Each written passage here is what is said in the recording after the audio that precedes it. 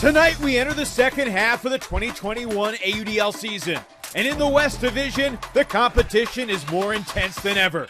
The Dallas Roughnecks were the preseason favorite, but the perennial powerhouse franchise still looking to find its top form as a true championship contender. And the Seattle Cascades have their own fascinating resume of thrilling wins and heartbreaking losses, making tonight's game a massive turning point in Seattle's season.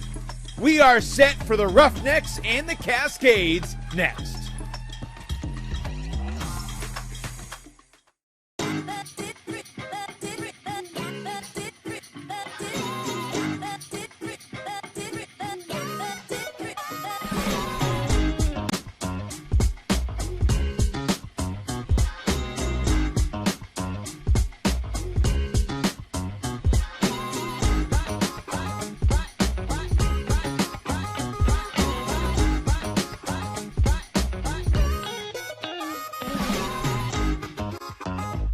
It sure feels great to be back in Seattle under the Space Needle at historic Memorial Stadium, the site for our Free Friday Frisbee this evening. The Dallas Roughnecks at 4-3, the Seattle Cascades at 2-4. Both these teams tangling for position in the West Division standings, currently separated by just one game in the loss column. The Roughnecks and the Cascades both would be out of the playoffs if they started right now. Currently, the Soul have the tiebreaker over Dallas. Both the Soul and Roughnecks have huge doubleheader weekends here on the West Coast. And it's great to be here. Evan Lepler with Ian Toner. Delighted you've joined us. Little ultimate after dark tonight for our East Coast viewers. But look, the Dallas Roughnecks are a team that came into the season with huge expectations. They're 4-3. They're still in the mix, but they have not lived up to them. They've been missing players week after week, injuries, absences. Will the real Roughnecks finally show up tonight? I think this is the night when we see it, Evan. You get playmakers like Jay Fruit and Matt Jackson back in the lineup. I think they're going to be able to find their rhythm and find their form.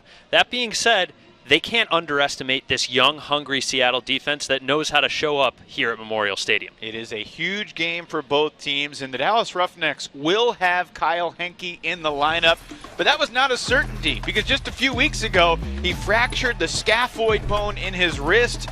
He's playing with the cast, playing through the pain, and the Roughnecks would be below 500 right now if he didn't play through the pain last Saturday against the Soul. You ask Roughnecks leaders what he means to this team, and the word that everyone uses is clutch. He's playing through the pain. He's being a major contributor on their offensive unit just 6 games into his tenure here. He's such a strong cultural fit already. Game-tying grab against Jake Worthington of the Austin Soul to force overtime last week. For Seattle, Manny Eckert has been such an important handler on their O-line. And with no Mark Burton tonight, no Adam Chicken Simon, no Ben Snell, it's Eckert's offense for the Cascades. Well, we asked the Roughnecks what stuck out from Seattle's offense in that matchup a couple weeks ago, and they said Manny Eckert's creative throws got them out of so many high-pressure situations.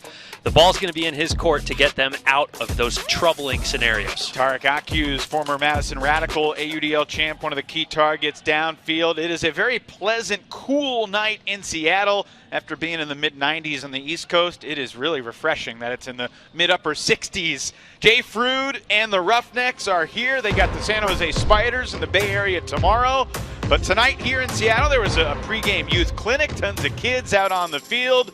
That's always fun to see. And just a magnificent setting for Ultimate. Free Friday Frisbee, the Roughnecks and the Cascades coming at you. DraftKings Ultimate Live. The playoffs make every day feel like a win, but with DraftKings, every day is a win. Courtesy of DraftKings Free-to-Play Pools Playoff Edition. Simply make your picks on the featured game of the day. Answer questions like who will cover the spread, which team will score first, and which players will have the most points. If you get enough right, take home your share of $250,000. So download the DraftKings app now. Use the promo code to play free for a share of $250,000 in prizes. And make it rain. Well, Kyle Henke has a hard cast over his wrist and lower forearm. And before the game, there was actually additional, literally, bubble wrap that he put on it and then taped and then wrote the word fragile. So hopefully that's a message to not be too violent with the wrist to all other participants. Great night for Ultimate Free Friday Frisbee. Seattle's going to start on defense. Again, these two teams met a couple weeks ago in Dallas. It was the second night of the back-to-back for the Cascades, a 24-16 Roughnecks win. Garrett Martin unleashes the opening pull, and it is great to have you with us wherever you are tonight as the Roughnecks begin on 0 and center the disc to Abe Coffin. Dallas feels that this is the strongest roster they've had in any game all seasons, and yet they still feel like they're missing several of their top players like Dalton Smith and Zach Marbach and Kevin Richardson. But the guys who are here are ready to go. Henry Ferruda back in the lineup after he got hurt early in the season.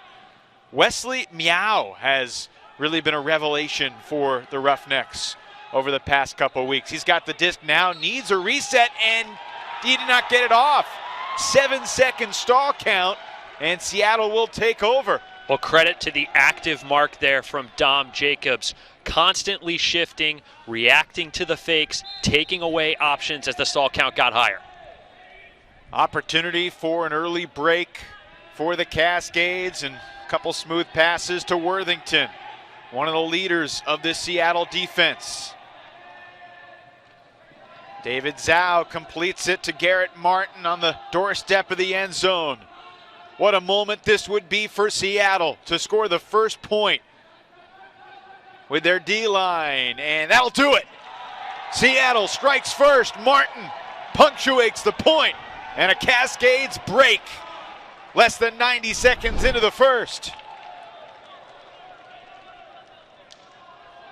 Well, this is not how Dallas wanted to start the game with what they've described as their best roster so far this season. But after the turnover there, what you saw on display was the handling prowess of Martin and the rest of that defensive handling core, attacking in small spaces up by the front corner of the end zone, using that chemistry to value the disc after the turnover. So important, especially early in these games when you're trying to set the tone. This is the first time we are seeing the Cascades in our Game of the Week package this year, and they have so much young talent that is just kind of brimming with potential, awaiting a moment like this. And without a doubt, Seattle has been a better team at home this year. And there's a drop by Matty Jackson. Unforced error and a chance for another Seattle break. 2-0 Cascades, are you kidding me? Martin Lee scores the goal. A one-throw drop, and then a one-completion break, and it's 2-zip for Seattle, who started the game on D. Well, this is exactly how you capitalize on opportunities.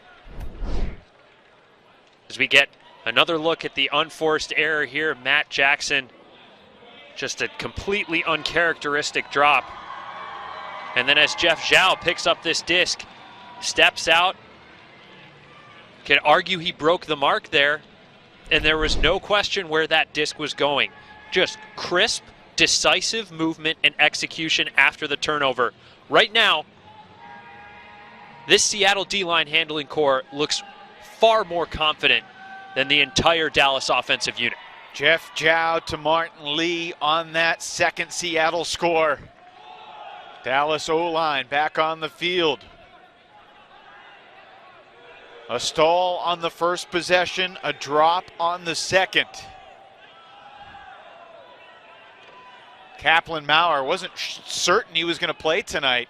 Missed last weekend with an ankle injury, but every other, that one down the field. And then Jay Frood hits Wes Meow as the Roughnecks get on the board and look a little frustrated as they did it. Well, let's remember this moment and this response to those two early setbacks, because it could have been easy for Jim Davis to use one of his super valuable timeouts, try and force everyone to regroup, draw even more attention and pressure on that third point. But he had no problem just sending his offense back out there and trusting them to respond and get the job done.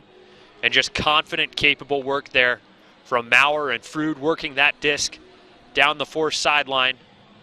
and getting Dallas on the board. Dallas grateful to have Jay Frood back in the lineup. He missed both games against Austin last week. Finally, we get to see Seattle's offense, and we're excited to see Manny Eckert, and he'll catch the up line. Ben Rogers picks up Eckert. Brad Hauser, an AUDL veteran who's had several top seasons. Eckert launching deep. Jack Brown in pursuit, and Brown has it a yard shy of the goal line. Jake Steen, the leading Cascades goal scorer through the 6-week mark of the season, punctuates the point, and a strong start for Seattle's offense. It's not 100% look here from Manny Eckert, but as you see, Michael Mathis got a hand on that disc. Goodness, he was so close to earning the block. But we were talking with head coach Exton Frame before this game started, and he talked about the importance of his offense stretching the field and forcing the Dallas defense to respect their deep game, to respect their cutters operation downfield, and a completed throw like that achieves that objective. Jake Steen, Cascades leading goal scorer, now with 13, despite only playing 3 of Seattle's first 6 games. And Eckert picks up the hockey assist on his first opportunity. Dallas's O-line, Henry Ferruta, Abe Coffin in the backfield with Kyle Henke, Thomas Slack, Kaplan Maurer, Wes Meow, and Jay Frood downfield. Here's Henke launching. Meow against Jacobs. Jacobs deflected it, and then Worthington cleaned it up. Well, look, we can play armchair quarterback from up here in the booth, but Meow was already 25 yards deep at the point of release when Henke pulled the trigger. You typically like to see your receivers a little closer to the disc to let that cut develop more. And do not underestimate the diminutive, youthful Dom Jacobs, just 20 years old, just 5'5", but everyone in Seattle raving about his abilities. Worthington, they had an open man going deep, but didn't have an angle to get the throw off. And Jay Frood cancels the upline backhand from Shane Worthington. Big block by Frood to get the disc back for the Dallas offense. Ferruta and Coffin, and now here's Henke again. And that's the key throw there. Moving that disc laterally, opening up new lanes downfield. Henke, that disc floating, and Maurer will get there. Kyle Henke's heart had to skip a beat, thinking he may have thrown it away for the second time in the point. But the guy wearing number 2 adjusted, and Kaplan Maurer's got the score. And Henke got some help from the wind there. You can tell that Dallas's offense was working upwind because even though that throw missed, it hung in the air and gave a second chance rather than continuing way further past the back of the end zone to an uncatchable area. As we get another look at the block here from Dom Jacobs, great body positioning, went up at the right moment. And that's just defensive instincts from Jay Frood, using his adaptive mark to earn that block high in the count. And then we see the wind at first hurting and then helping Henke and Maurer as they connect for that score. Big play by Frood. It's interesting to watch Henke. Obviously he has some use of his left hand, but I mean, on some of those in cuts, went up with one hand when he usually would go up with 2. He's still a valuable player, but certainly not 100%. With that fractured scaphoid that he suffered in the second quarter of the San Diego game 3 weeks ago. Accu's sending this one for Eckert, and Hernandez snatches it.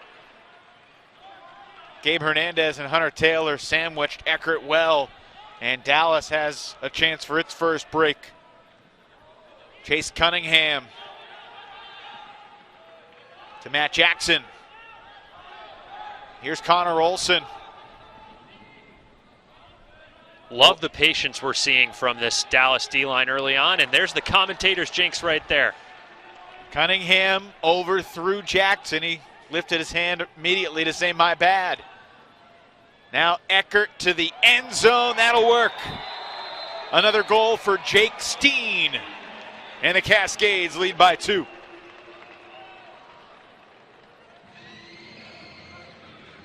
Well, a good response there from the Cascades after they got that disc back.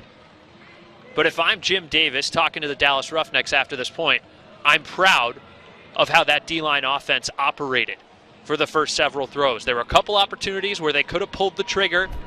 Might have been some 50-50 balls as we get another look here at Gabe Hernandez boxing out and taking that disc away from Eckert. And we see the swing going too far past Jackson's reach. But Davis has got to be happy with how that D-line was moving up the field, using their pump fakes to manipulate marks and communicate with cutters downfield. Those are bright spots for them to develop on if they get another shot at the disc, another shot at breaks in this quarter. Hard to believe that's the first block of the season for Gabe Hernandez in his 7th game. Came into tonight with 3 goals, 6 assists, and 114 completions. But there's the first D of the year. Junky look here from the Seattle defense. Jacobs cutting off the throwing lane for Maurer. And now here's Ferruda. Looks like Seattle's matched up. Ferruda sends it to Abe Coffin, who's wide open. The throw's hanging, and Coffin unable to make the play. Credit Garrett Martin for providing the pressure. It was his presence and his positioning on that back hip that forced him to go up earlier than he would have wanted. Jay Frood left his feet inches away, but Nick Mahan comes up with it.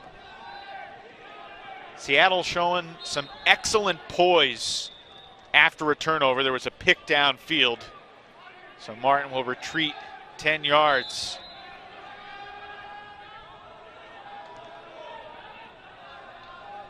The Roughnecks get it back again. Thomas Slack laying out on Sturm. Ryan Sturm, a late addition to the lineup with Chris Bubernak unable to go. And Jay Frood used his body to shield off the defender, Tommy Lynn. And Jay Frood has his first goal of the night. Well, you look at Thomas Slack out there on that offensive unit. He looks like one of the smaller guys. He looks relatively unassuming. That's his demeanor when you're hanging out around the team. And then he just explodes with his speed. Whether he's cutting downfield as a receiver or he's defending and trying to earn the disc back. As we look here and we see the first turnover in this point, Ferruda taking the deep shot and great positioning by Martin. Makes up the ground and forces Abe Coffin to go up early. And then Slack laying out full extension, earning that disc back so that Coffin can finish there to Frood. There is a sense of urgency to the way these first 7 points have been played. That doesn't mean both teams have been playing brilliant ultimate necessarily, but the effort and the energy and the bodies getting thrown around on the field. This game matters and it means a lot, especially in the context of the emotional fracas that took place a couple weeks ago in Dallas. Each team without a player that was suspended after that altercation a couple weeks ago. Oh, there's a great defensive play downfield by Mason Wunsch. Former member of the Austin Soul comes up with a block. Well, he had 3 blocks in the win on July 3rd against the Cascades, so he's got their number to an extent. Timeout called by Jim Davis. They're going to get the O-line back out on the field. Look, there's been a ton of chatter about what happened 2 weeks ago. Certainly Dan Emmons regretful for his role in the incident where he went up for a D at the end of the 3rd quarter on Seattle's Mark Munoz. There was contact. It wasn't a dirty play. Emmons did not notice that Munoz was injured behind him. Emmons, a fiery, emotional player, celebrated. Players in Seattle took exception. There was some physical contact. It was regrettable.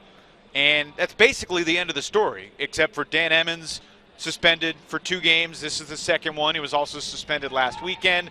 And Aiden Lopez Escarez, the main Seattle Cascade who was involved in the physical contact, he has also been suspended for 2 games to the dismay of many of his teammates, a couple who were wearing free Aiden shirts before the game today. But look, I chatted with Dan before the game. He not pleased about what happened. He's been in contact with the folks on Seattle that he crossed paths with in an emotional way a couple weeks ago. And look, that all sets the stage for a game that's even more meaningful than you might have expected tonight between these two teams that didn't know each other that well. They met in the 2016 AUDL championship game. I don't believe anyone on the Seattle roster tonight was a part of that night. And look, it adds more interesting subtext to what we're watching this evening, Ian. And a lot of difference in playing style and demeanor between these two teams. What do you mean by that? I think the Dallas Roughnecks tend to be more physical. They're not looking to establish camaraderie with their opponents on the field. You know, they toe the line of that healthy competitive balance.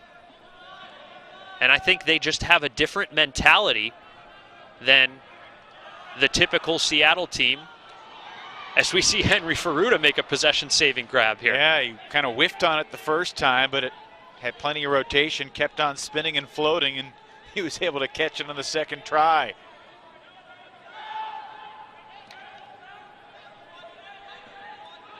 This would be a break for the Roughnecks if they could get it.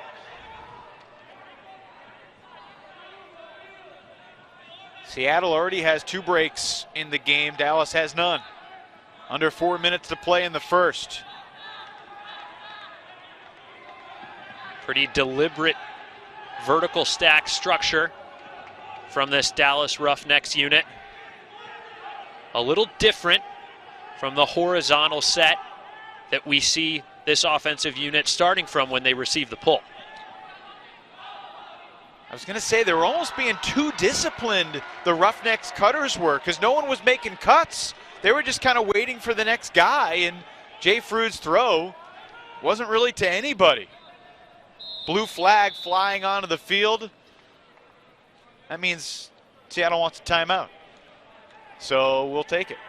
Cascades up by 1. And Seattle will presumably get their offense back on the field. Exton Frame, formerly Exton Titcomb. He took his wife's last name when he got married.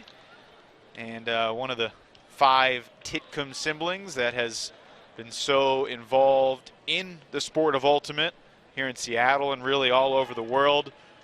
Exton coaching this year with Tom Lassiter and Yuli Rivera, but Exton the only Cascades coach present this evening. As you see the D from Mason Wunsch earlier in the point, his 4th block of the year. Mason Wunsch had 4 blocks in the game 2 years ago when Austin finally beat Dallas for the first time. So that was kind of the performance where Dallas, we got to get that guy. And it's just fascinating to see what's happened with Dallas and Austin this year. I mean, the opening night shocker, week 2 technically for those two teams because they were weathered out in week 1. Austin wins. But then for Austin to back it up last week by winning Friday and having a great chance to win on Saturday too. Those two Texas teams have played 3 times, all 3 decided by 1 goal. And there's a pretty good chance that the next time they meet, the 4th and final time in the regular season, will have some very, very serious playoff implications.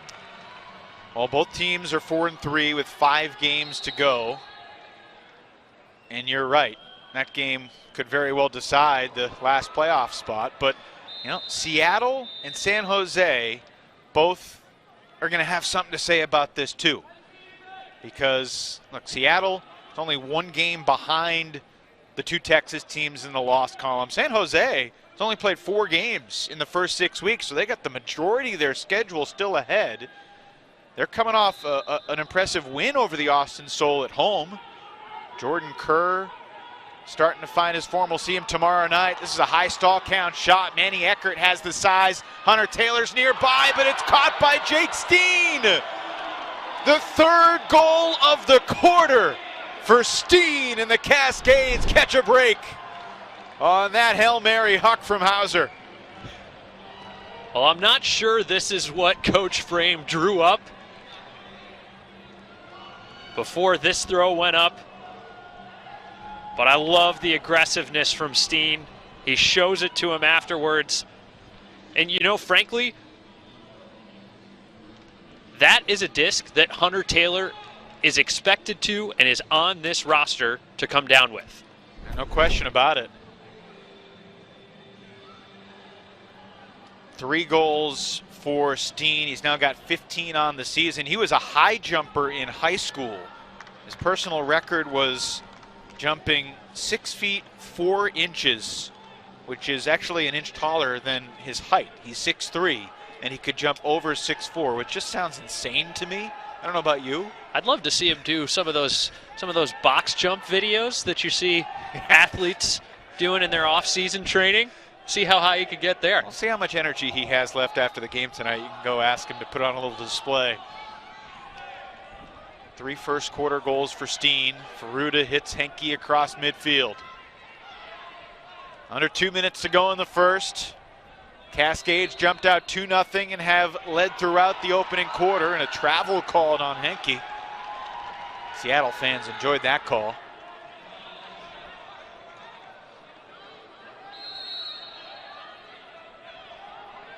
First time seeing Dom Jacobs play in person. I already like what I see. He's a bundle of energy out there defensively.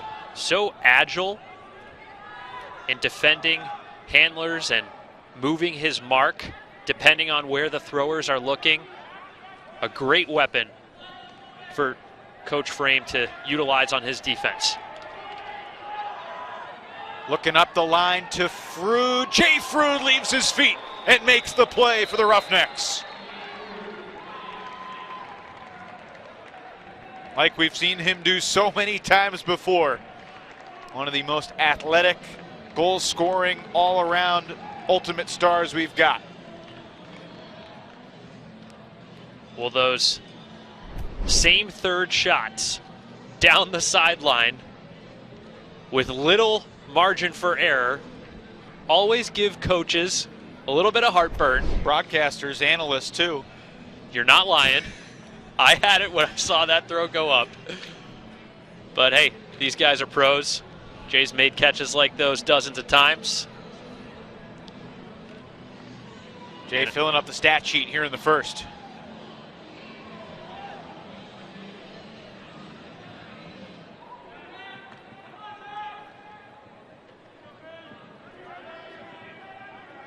Eckert picked up by Rogers, and downfield Lewis fell down. Hauser to Accuse with a bidding once right there. And here's Steen. Here's Mark Munoz, talented 21-year-old, and that disc on the second effort kept alive by Dennis Cassio. Are you kidding? And then Cassio up the line to Munoz. Seattle living on the edge that point, but why not? They'll take it. You know, I thought I was talking about no margin for error with those same third shots on Jay Frood's goal just a point ago. And now look at the small space that Cassio and Munoz manipulate to complete this goal. That is so difficult to defend against. You think you've got your body in the right spot. We saw the Roughnecks defender slip there. I mean, Gabe Hernandez, I believe he got a hand on that pass that Cassio was able to save.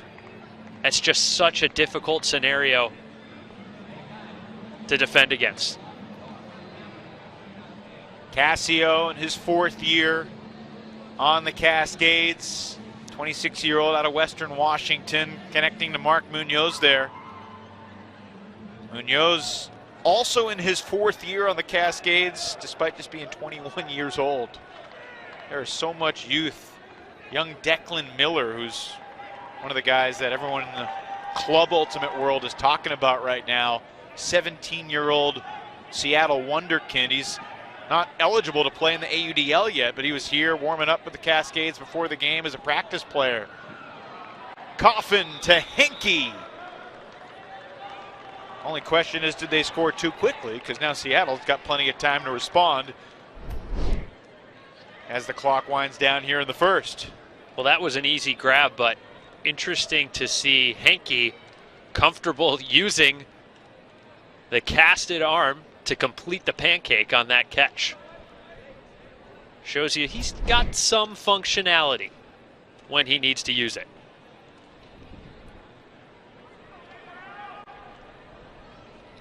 So the most important thing here for Seattle, Ian, is do not get scored upon.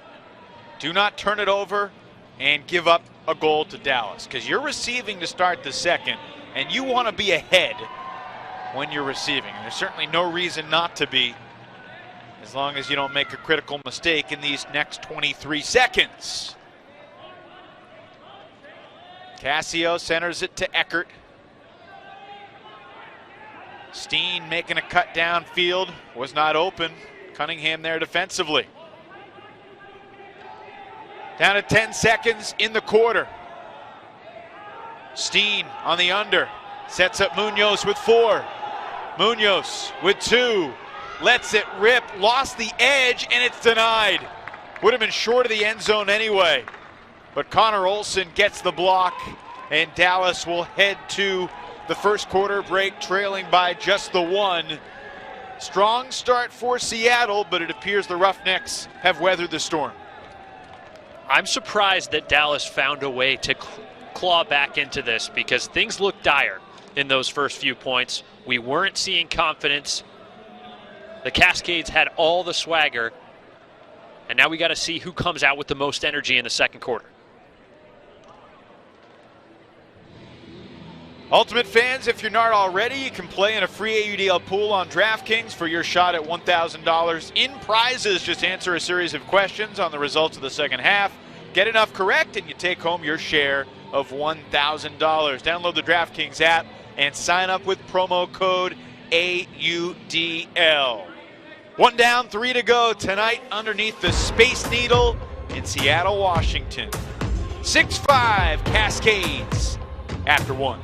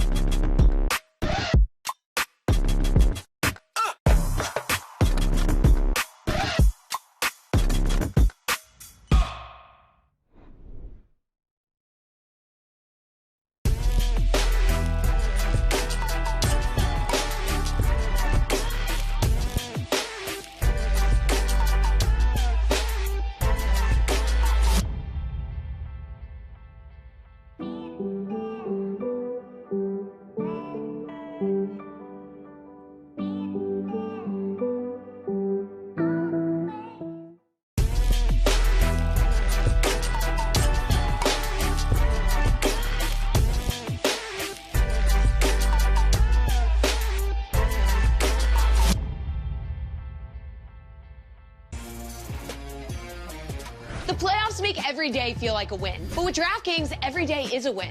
Courtesy of DraftKings free-to-play pools playoff edition.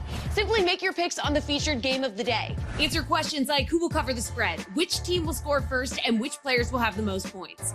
If you get enough right, take home your share of $250,000. So download the DraftKings app now. Use the promo code to play free for a share of $250,000 in prizes. And make it rain.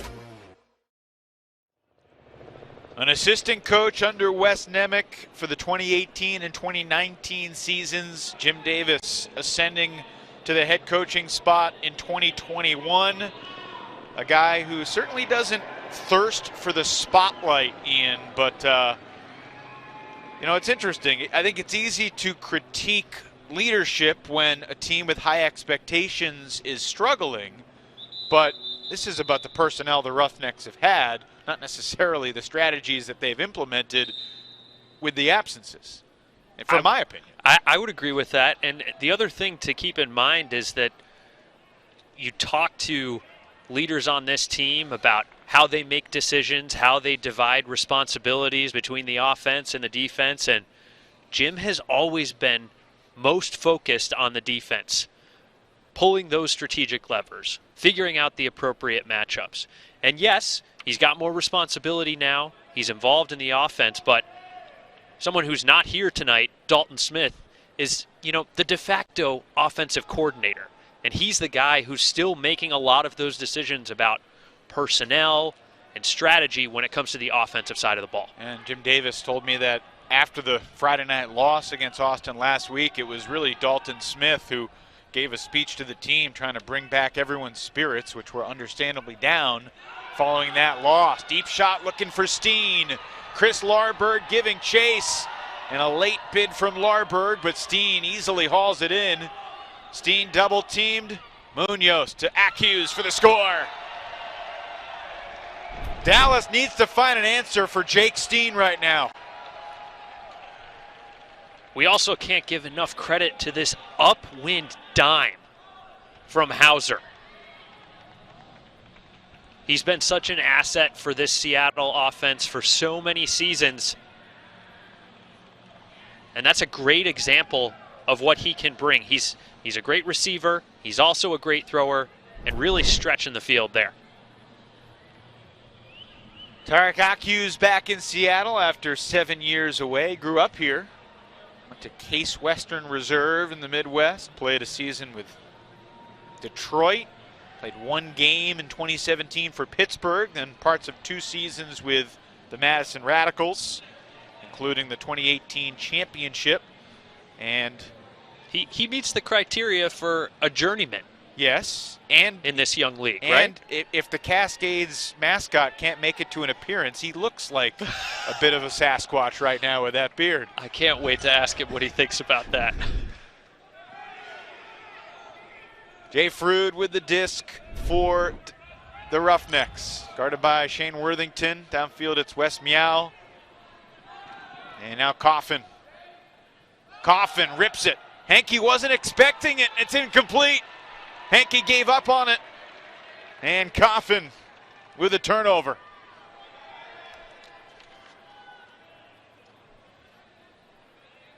Abe Coffin, someone you normally expect to make decisions that are within the scope of the offense. And I know he's a creative thrower. I know we've seen him stretch the field before. About a 40-yard swing that finds the turf out of the hands of Martin. And Maurer calmly picks it up. And wow, Henke times those cuts well. Seems like a gift goal in the sense that, you know, anyone can get that goal there on the goal line, and Henke's the one who gets to pat his stats a little bit. And credit for the awareness to attack the cone, beat his matchup. As we get another look here at this shot from Coffin, you know, it's almost like a back shoulder fade all the way across the field in a goal line situation for a quarterback in football.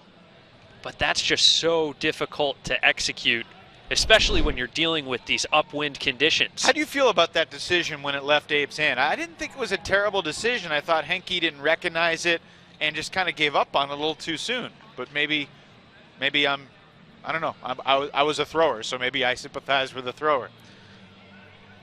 Well, you've heard me rail against cross-field throws in the red zone on many a broadcast before. If they don't work.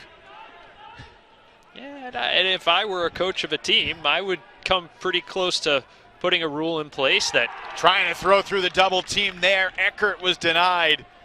Either Lewis or Cunningham will get credit for the block. Really, if there were half blocks, this would be the time for that, because it was clearly that duo denying that swing attempt from Eckert. Chance for Dallas to tie the game for the first time. Seattle has led since taking a 2-0 lead. Hunter Taylor goes crossfield, drops a nice hammer for Lewis. Reset for Jackson. Maddie, crossfield, Cunningham in the end zone. Mark Munoz was hunting a block, but it fell into Cunningham's breadbasket. He makes the bookends signal to maybe try to get Melissa, the stat keeper, to give him credit for the block when it easily could have gone to Lewis too. But we're tied 7-all. Roughnecks have come back. Well, a great strategic move here by Jim Davis, calling for the pull to be rolled out of bounds, putting two big adept markers there to force Seattle into a trap situation. And that's got to do good things for Chase Cunningham after that throwaway in the first quarter. So, folks, if we had a camera live in the booth at all times, you would have seen Ian kind of make a grimace when Matt Jackson launched that cross-field shot. You didn't like that. I think that... You thought it was lazy. I don't think it was lazy. I think it introduces too much risk and gives the defenders too strong a shot at the disc and making a play on it when you could make one shorter or one more swing pass before the disc gets to that corner of the end zone. Don't skip the swing is basically what you're saying. I'll take it. I'll take that. So Seattle broken for the first time. Let's see how they respond.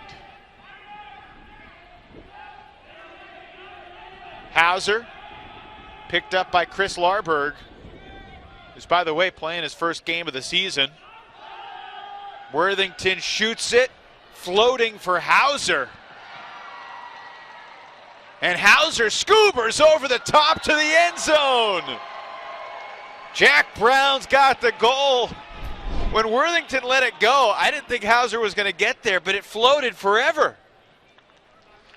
Perfect touch on this mid-range shot from Worthington. And just how about the swagger from Hauser? Just sizes him up, doesn't even bother throwing a fake. Michael Mathis's response says it all. Just deflation. Doing Mathis like that on his birthday. Happy 30th birthday, Michael Mathis. Celebrating a milestone tonight, but not enjoying it in that particular moment as Hauser beats him with a swaggy scoober. Well, that being said, we know Mathis has struggled with some calf and hamstring injuries earlier this season. So it's good to see him out there contributing. He almost came up with that block in the first quarter, got his hand on Eckert's deep shot. It's good to see him healthy enough to take the field. Another one of those guys coming over from the Austin Soul this year. Cunningham, Mathis, Henke, Wunsch, Rory Orloff, who not here tonight, but another recent member of the Soul.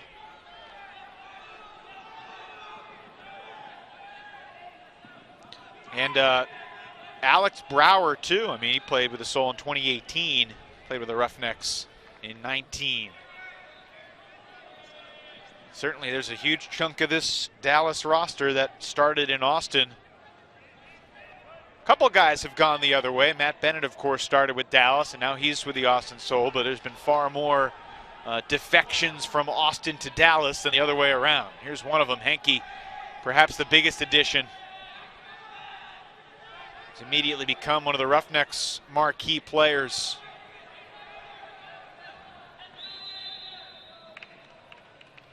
And contact is the call on Seattle. So Slack marches off 10, marked by Michael Bribois. Here's Coffin. And another whistle in the stack downfield. Contact on Seattle. I think it was the matchup between Jay Frood and Peter Johnson. Peter Johnson making his AUDL debut tonight. Yeah, how about a matchup in your first game? Former MVP caliber player. And Dallas ties it up at 8. Wes Meow in the end zone with 6:52 to go in the half. And Peter Johnson, 22 years old. Homegrown kid from Seattle, making his AUDL debut. Go guard Jay Frood. See how it goes. Let's toss you into the deep end. You need us to throw you a life preserver, some floaties? So 8-all. Roughnecks have never led so far in this game. You know, it's funny because it feels like Dallas hasn't played that well, yet they're just a few points away from potentially being 7-0. Cunningham rolls that pull out of bounds right by the Roughneck sideline. So Seattle will begin presumably with a double team trap. Looks like Olsen and Hernandez. Well, they're not even really going to bring a double team. They're just going to force Seattle to start virtually in the red zone. 25 yards from the goal line. Eckert takes a timeout. Roughnecks bench shouting approval to get the timeout call. Eckert values that possession in an 8-all game. Interesting sequence there.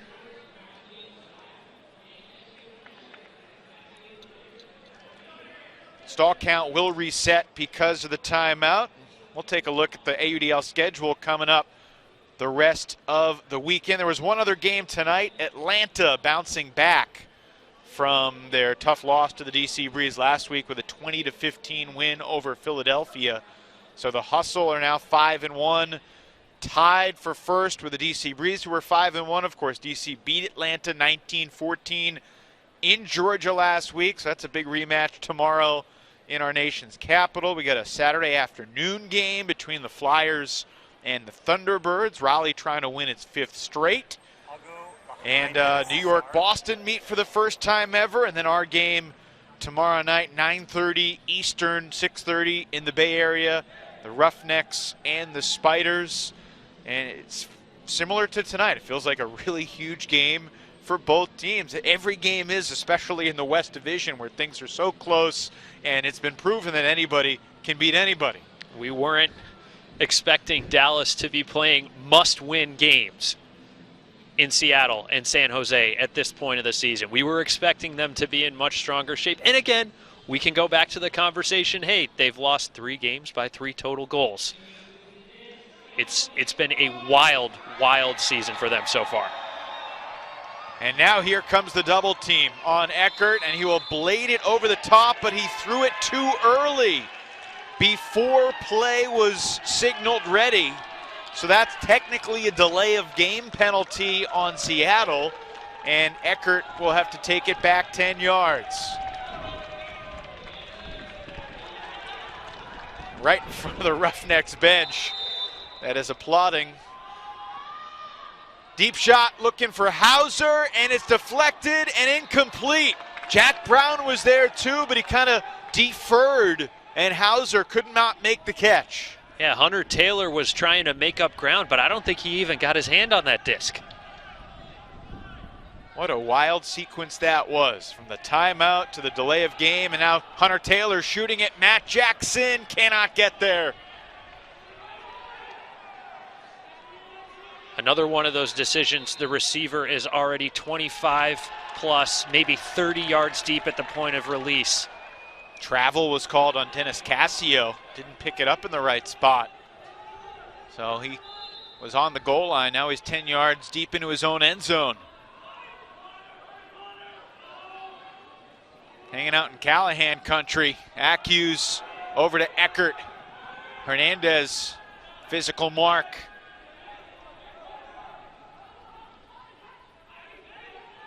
Brown needs a cutter. Needs a cutter. Eckert, what a catch to keep that disc alive. And now looking for Munoz. Oh, goodness! Mark Munoz launching deep. Tarek Accues, he's got it! What just happened here in Seattle?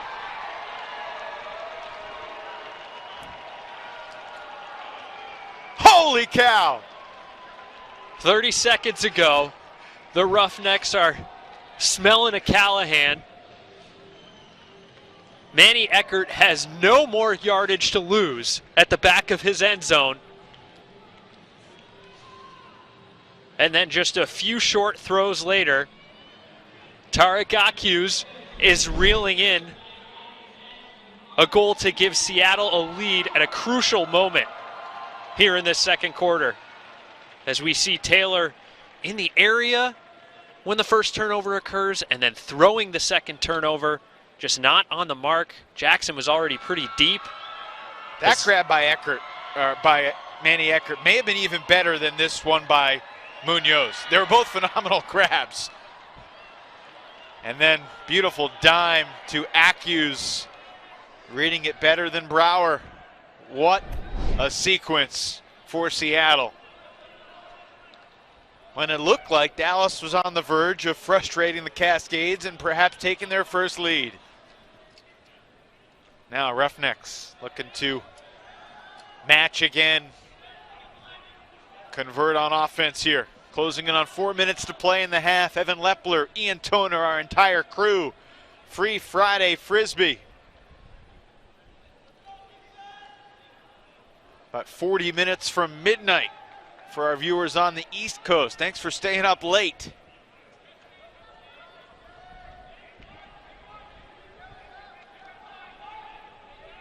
Ferruda and Coffin, just two kids playing catch. What are you seeing from the Seattle defense right now, Ian? It looks like a one-person mark. Uh-oh, hang on. Kaplan Maurer just came up a little limp and signaled to the official. May have collided with Ryan Sturm over there. And if he's going to stay in the game, that's a good thing. Yeah, it looks they're chatting about it in a friendly way. So knowing that Kaplan didn't play last week, I got concerned, but carry on. He's good to go. So are we.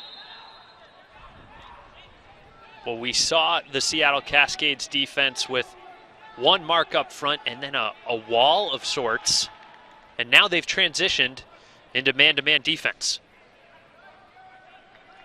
Really tight pressure from Garrett Martin on Frood, but there's Ferruda beating Tommy Lynn horizontally across the front of the end zone. Well, two key throws from Abe Coffin, making this offensive hold possible as we see the reset, and then he finishes sending it to that right-handed backhand front cone. The downfield defenders not necessarily positioned to take that away. We saw a huge crossfield blade that really opened things up earlier in the point for them. It feels like he's confident. He's got the flow of the game. He's undeterred by that earlier crossfield turnover.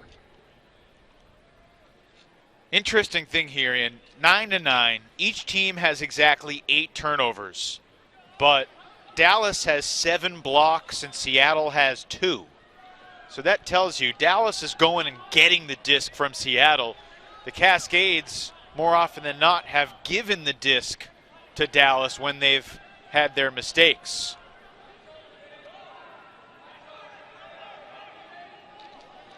All right, I may have misspoke there.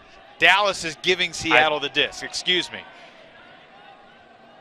And I think that's going to be something that this Dallas offense talks about at halftime, if they haven't already been talking about it in between points. The drop from Matt Jackson, the overthrows from Henke and Coffin and Taylor.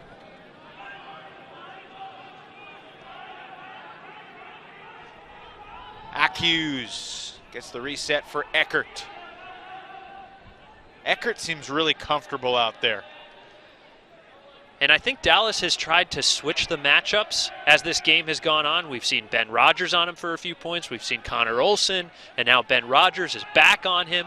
Munoz launching deep. Brad Hauser sprinting. Incomplete. Dallas, with 2 minutes to go in the half, has the disc and a chance to take its first lead of the night.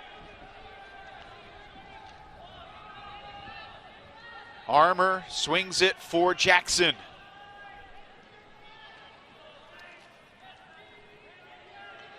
Beg your pardon, Mathis, not Jackson. We'll excuse that. They both got the hat and the hair look very similar. Yeah. Slightly different colors though. Here's Hernandez.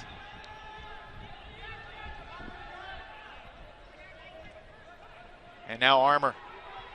Shooting it up the line dangerously. Hernandez keeps it in bounds. Somehow. Seattle wanted to travel, did not get the call. Rogers to the end zone. Mason Wunsch has the score, and Dallas has its first lead. Well, that whole point, I was waiting for Jim Davis to use one of his timeouts and get that other offensive unit out there to march the disc down the field. But this D-line just kind of did the job and said, hey, coach, we're capable of doing this. We're capable of executing with discipline and poise. They didn't force any looks. And a nice, clean, easy finish there. Well, at some point, the defense has to have the confidence that they can go 80 yards if you're going to be a successful team. And look, yeah, you wanted this goal. You wanted the lead. You and I were watching the Philly-Atlanta game earlier tonight. The Hustle put together an impressive performance on the road in Philadelphia. But I mentioned we really could create an unintentional comedy reel of the body language and looks of frustration from D-line players when their coach calls a timeout right when they get a chance to finally touch the disc. Like, that may be one of the next reels that we got to work on, because there's just all these looks like, come on, coach, I finally got a chance. You don't trust me? What is this? And, you know, it's an interesting decision for the coach to make and to try to smooth out, mollify those feelings a little bit. I hope our friends back at league headquarters, Daniel Cohen and Adam Ruffner, are taking notes. I promise they're not. There's a pick downfield. 35 seconds left in the half. Seattle trailing for the first time. Bribois for Eckert, launching. This is Martin Lee in the end zone. Not much size, but plenty of swag, and we're tied 10-all. 26 seconds left in the half. Well, this is what Roughnecks leaders were talking about when they mentioned Manny Eckert being capable of getting the Seattle offense out of some tricky situations. He gets power position here. There's not a ton of pressure, but Lee is already so deep. Jackson's probably thinking to some degree, hey, he's already, 35 yards downfield. There's no way he's going to hit this. And then Eckert just pulls the trigger and makes him pay right away. So clearly, Dallas has got to respect that here in this game. And Manny only 2 assists, but that's why the yards tell the story. On pace for over 500 yards of offense in the game. Currently at 199 throwing yards in the first half. 20 seconds here for the Roughnecks. Low throw from Coffin, dug out by Frood. That's a clutch grab right there. Otherwise, Cascades may have been off to the races. Near the sideline, Slack keeps it in. Frood with 4. Frood lets it go. It didn't really have anyone going deep, and that was not a glorious possession for Dallas, but from their perspective, at least Seattle didn't get the fast break the other way. 10-10 at the half. Pretty entertaining. 24 minutes of ultimate, huh? We start things off. Seattle comes out, lands a couple haymakers, and slowly but surely, Dallas works its way back into this one. Seattle wins the first quarter 6-5, and Dallas wins the second quarter 5-4. And these two teams who played a lopsided game a couple weeks ago got a tight one tonight in Seattle, tied at halftime. The playoffs make every day feel like a win, but with DraftKings, every day is a win. Courtesy of DraftKings free-to-play pools playoff edition. Simply make your picks on the featured game of the day. Answer questions like who will cover the spread, which team will score first, and which players will have the most points. If you get enough right, take home your share of $250,000. So download the DraftKings app now. Use the promo code to play free for a share of $250,000 in prizes. And make it rain.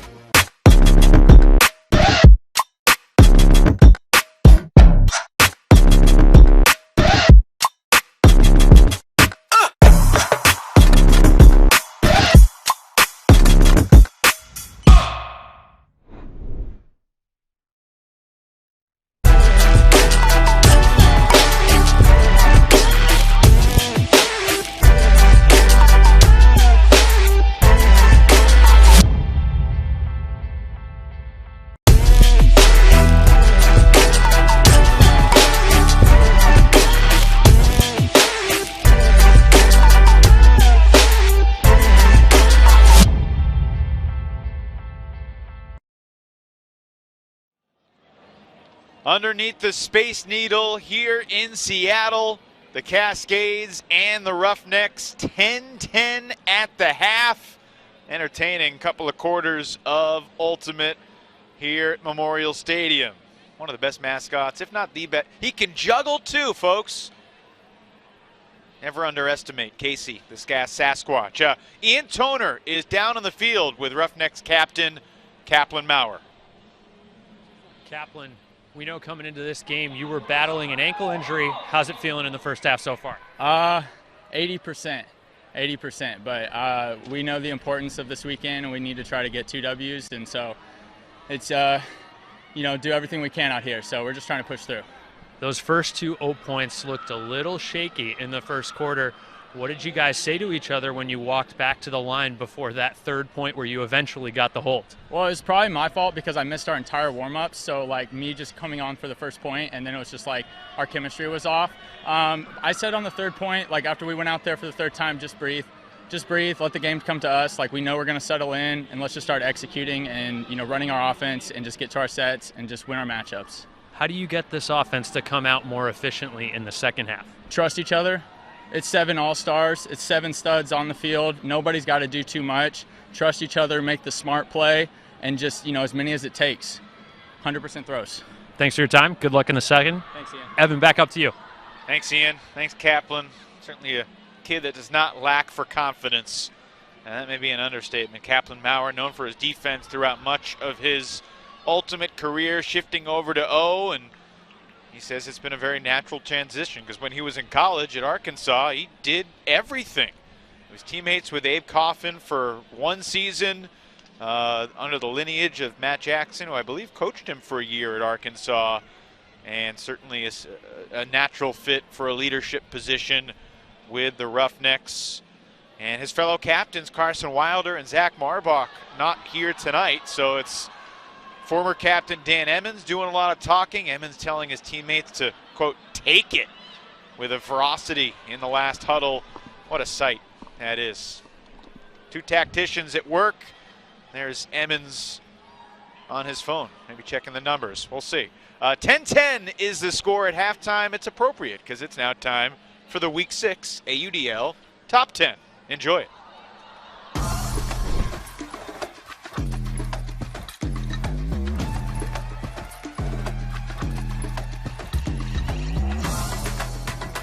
Power position, but easy gainers up the field as Goldberg looks to shoot. I don't know about that one as Arturs is a speed demon, but Nico goes up, gets the goal, and that's a 3-point Radicals lead as the sideline explodes and the rookie with the momentum shifter. What a score there by Radabot. Wow.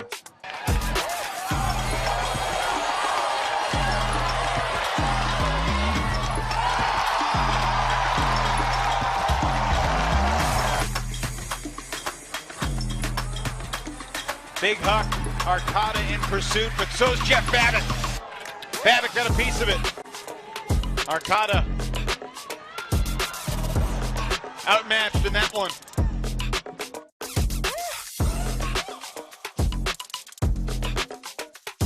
What a play there. Martin, wow, towing the line again. Perhaps the most spectacular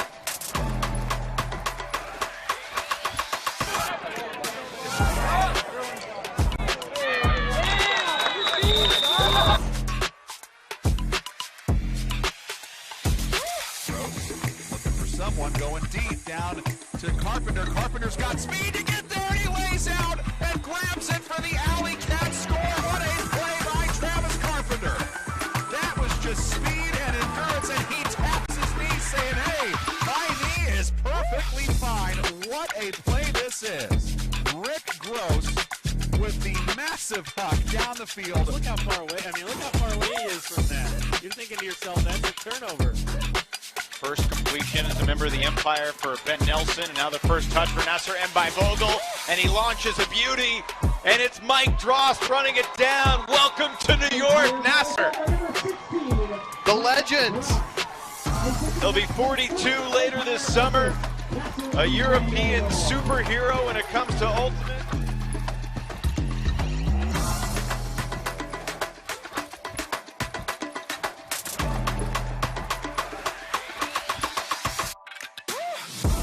Oh, that was a crazy block by Jeff Babbitt. Take a look at this play. Look at this play from Jeff Babbitt. Spider-Man. Incredible awareness, and he's so pumped up. Olsen. And JP Burns up the line, but what a block! Ben Green gets it back like the Incredible Hulk against Antoine Davis. That is the most difficult block. Not what he wanted there. That one slipped on the release. Easily picked by Taylor, but Green gets another one. And Green's going deep, and Davis didn't run with him. Davis demoralized as Green owned him that point. Ben Green. Important 10 seconds right here. In Marquez Brownlee's area, he swallows it up. New York with a chance for a Hail Mary. Williams gets it off as the buzzer sounds. Babbitt racing to the end zone. And Jeff Babbitt comes down with it. The New York Empire take a 2-goal lead. So many times in his career has he done that. I mean, he just is he's got to be the #1 guy in the league in pulling it down the buzzer. Noticing that he had an opportunity to attack the disc and did a great job of doing that. And then the wind she'll come right back and get it. And I believe that's a Callahan. Yep, because that happened in the end zone. It was close.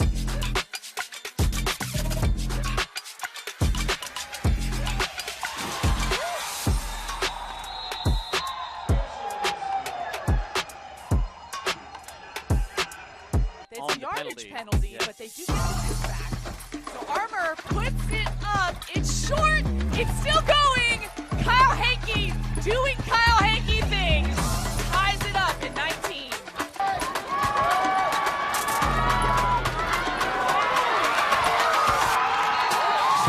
And second chance effort. Going to bring in the disc as we tie the score at 19 apiece. Kyle Henke goes horizontal.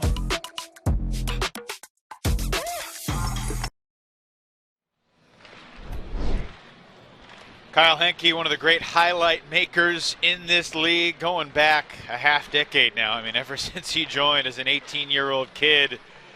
Henke with a solid first half tonight. One turnover, though, that he'd certainly like to have back. 10 all at the half, and we look at the stats, Ian. The Roughnecks 0 for 4 on hucks. Not what you would expect from Dallas with their combination of throwers and cutters. It's clear that this offense still needs to establish some chemistry.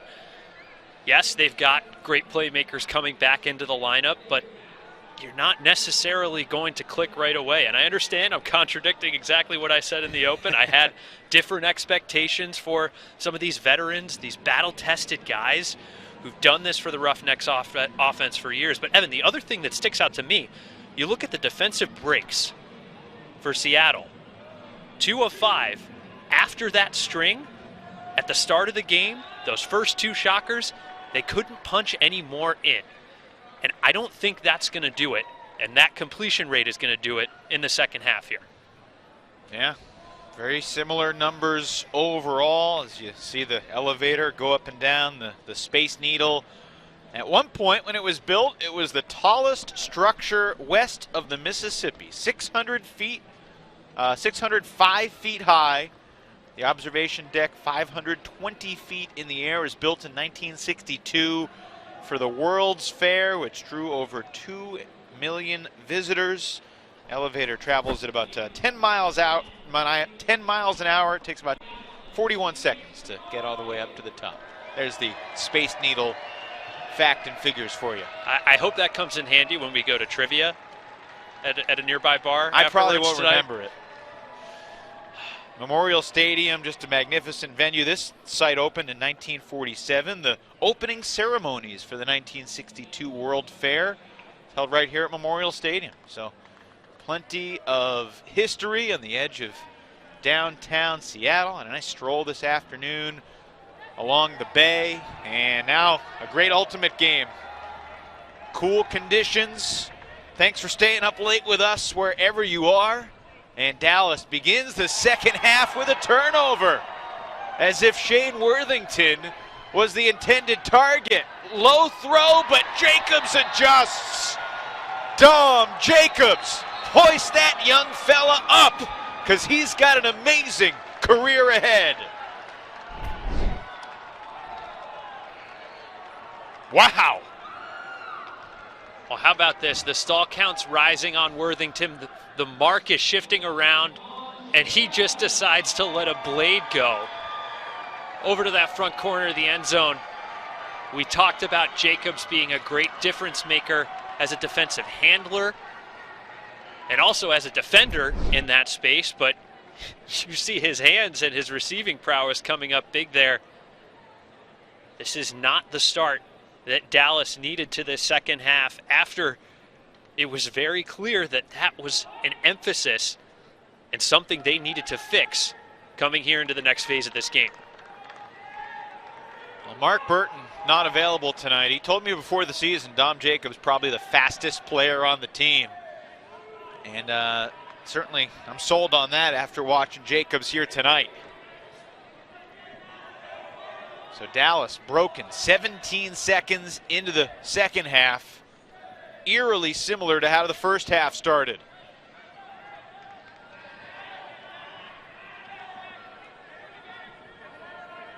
Dallas probably thinking we just took our first lead, we're going to come out and roll in the second half, and Coffin throws it away immediately. Same 7 out there though for the Roughnecks, staying with the O-line, and here's Frood. Meow back to Frood. Cross the stack again. That one had some tight angle to it, and it curled its way to Thomas Slack. Well, over the course of that point, you saw how seamlessly Dallas's offense transitioned as it moved down the field. They start in that horizontal spread set, and then once they get closer to the red zone, transition to that vertical stack. Again, if I'm coaching, I'm not always going to have the green light for those somewhat over the stack crossfield blades, but a lot of chemistry, a lot of seasons, a lot of reps between Jay Frood and Thomas Slack in particular. Happens to work out that time, and we got ourselves a tie game. 2 goals, 2 assists for the University of Missouri alum Jay Frood.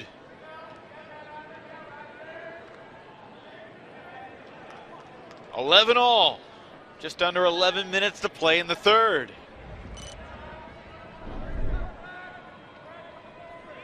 Start of the second half of the AUDL season. It's game number 7 for Seattle. It's game number 8 for Dallas. And really, it feels like the trajectory of each team's seasons could dramatically swing based upon the result of this game. I mean, especially for Seattle. If they fall to 2-5, it feels like they're out of it. But they get this win at home. They've already played San Diego tough. Deep shot goes up, and that's just too far. Intended for Jake Steen. Yeah, a win tonight for Seattle would be an incredible confidence booster. It would be shocking for Dallas. And think about the head-to-head, how that could configure that if that came into play between Dallas and Seattle later in the season. There's a pick downfield. Roughnecks asking, was it when Hernandez had the disc? And they say yes. So he will march back 10 yards. Clock still ticking. Early stages the third. Here's Michael Mathis on his 30th birthday.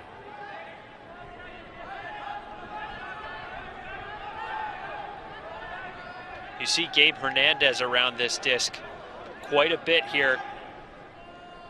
And he's a player who's been asked to assume a ton of responsibility when so many of these traditional starters are out. And that's not to say that Hernandez isn't deserving of that responsibility. fantastic player in his own right. We know he's won the college MVP, the Callahan Award at Stanford, and contributed to Dallas's run to the title game in 2019. But all the leaders on this team are so appreciative of his willingness to take other responsibilities, whether that's anchoring the D-line, filling in O-line handling spots. Oh, what an incredible catch by Hernandez right on cue. That was insane how he toe-tapped his foot when he knew his body was going to land out of bounds. Hopefully we'll get another slow-mo look at that. And that throw off the line, he could just tell that the defender was face guarding, and he had the green light to drop a otherwise dangerous scuba in there. Really well done by the Dallas Roughnecks D-line, marching the full 80 yards, and Mike Mathis finally has a happy moment on his 30th birthday to give the Dallas Roughnecks the lead. Chris Larberg made a nice catch on the sideline and then forced Hernandez to make an insane grab. And the former Callahan winner out of Stanford was up to the task, all following the deep shot to Steen that landed out of his reach. Well, this crowd would have gotten electric if Steen would have reeled that one in, but you see that incredible grab by Hernandez. I think it was his knee. Yeah, it was his knee. That was the first point of contact inbounds. And look at that. Like we just mentioned, throws that scuba to reset the disc and get it off the line when he knows the defender is face guard. The level of awareness required to make that decision in that split second, it's just such a high IQ play from Hernandez. 2018 Callahan winner. Of course, that year he tore his ACL at regionals, kind of had this legendary performance in the regional final to will that Stanford team to nationals playing on a torn ACL.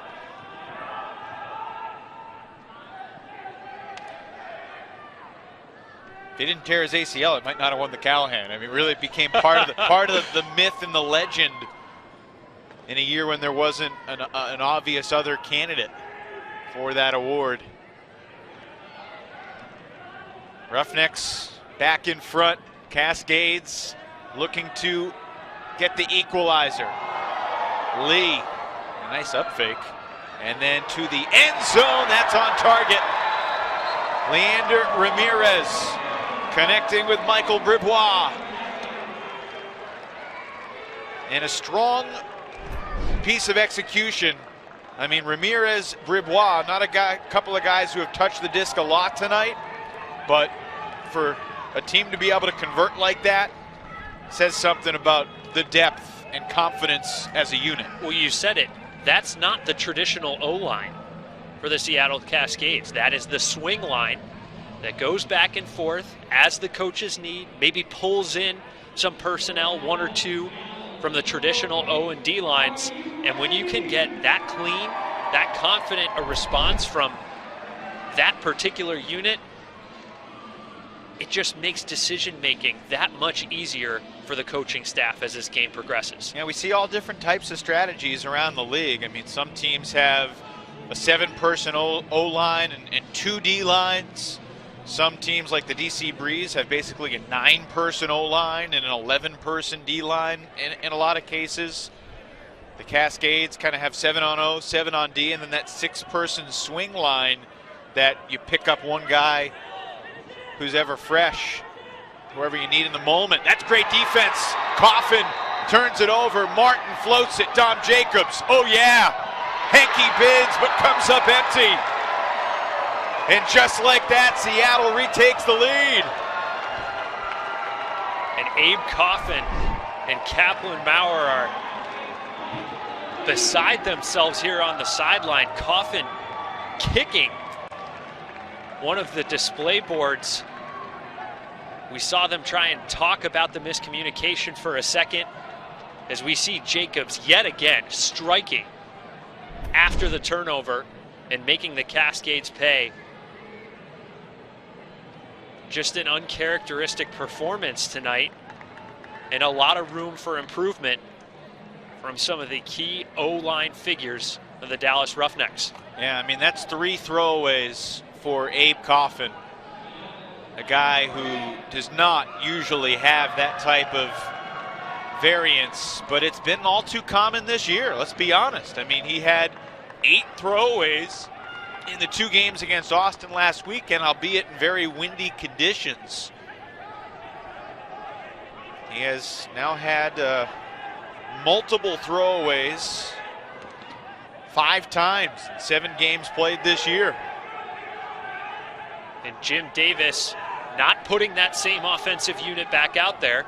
He's putting a traditional D-line unit with 1 or 2 guys like Jay Frood crossing over from the O to try and get this hold. And Hernandez, Cunningham, Olsen, Armour, Rogers, Jackson, and Frood.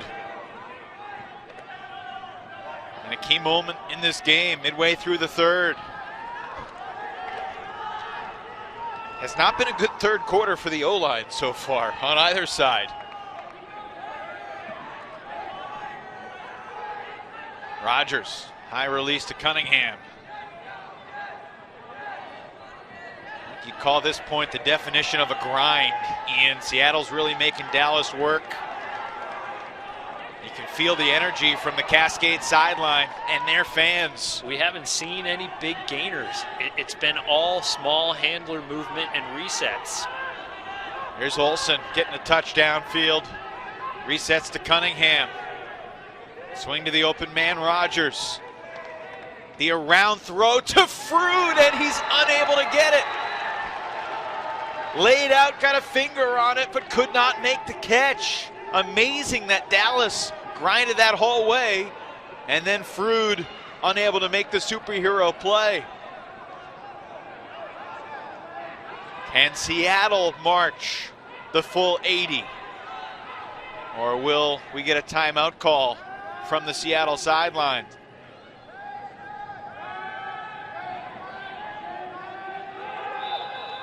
Here it comes. There's the blue flag. Take a deep breath, everybody.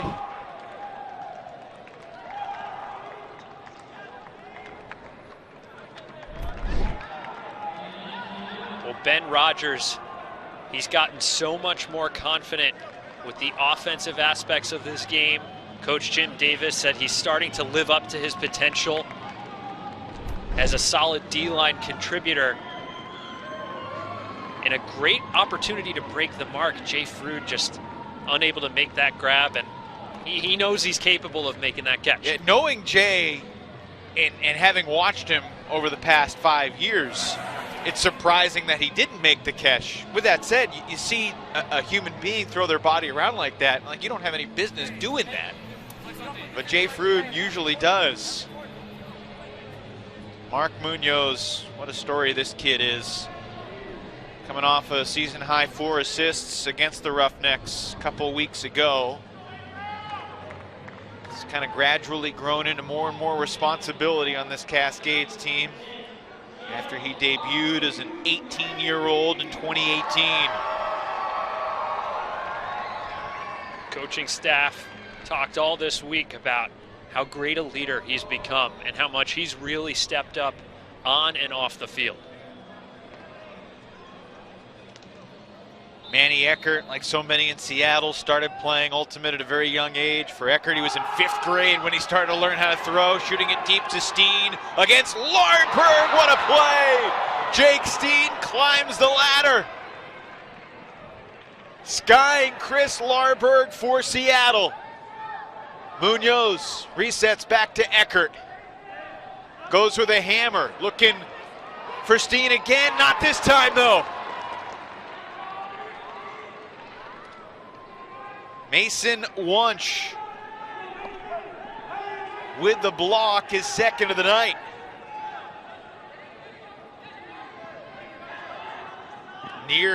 Nice play by Eckert to avoid the collision there with Cunningham. Those situations where a handler's cutting into the upline space and the defender is peeling off the stack. Yeah. One of the most common instances where you'll see injuries in lower level Ultimate. Matt Jackson for Hunter Taylor. Beats Jack Brown. And the Roughnecks, just like that, tie it up again. Goodness.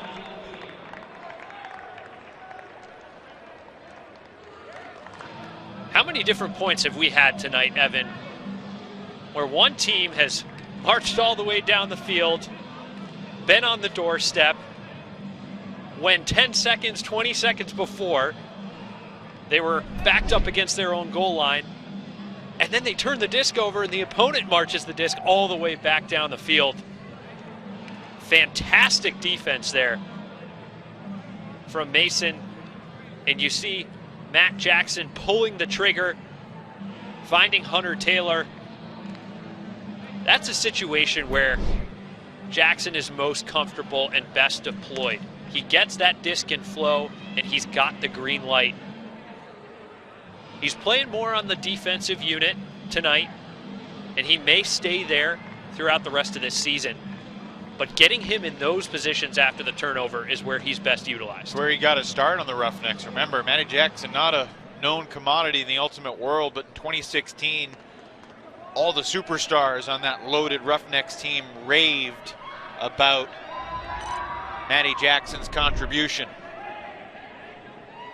All right, this looks like the Seattle swing line that's out there now playing offense. Deep shot thrown up by Ramirez. In the end zone, it's incomplete. Rogers there defensively. And it's Peter Johnson making his AUDL debut tonight, slow to get up. Young 22-year-old out of the University of Washington, with his teammate Zack Smith helping to stretch him out. Just like that, a chance for the Roughnecks now to retake the lead.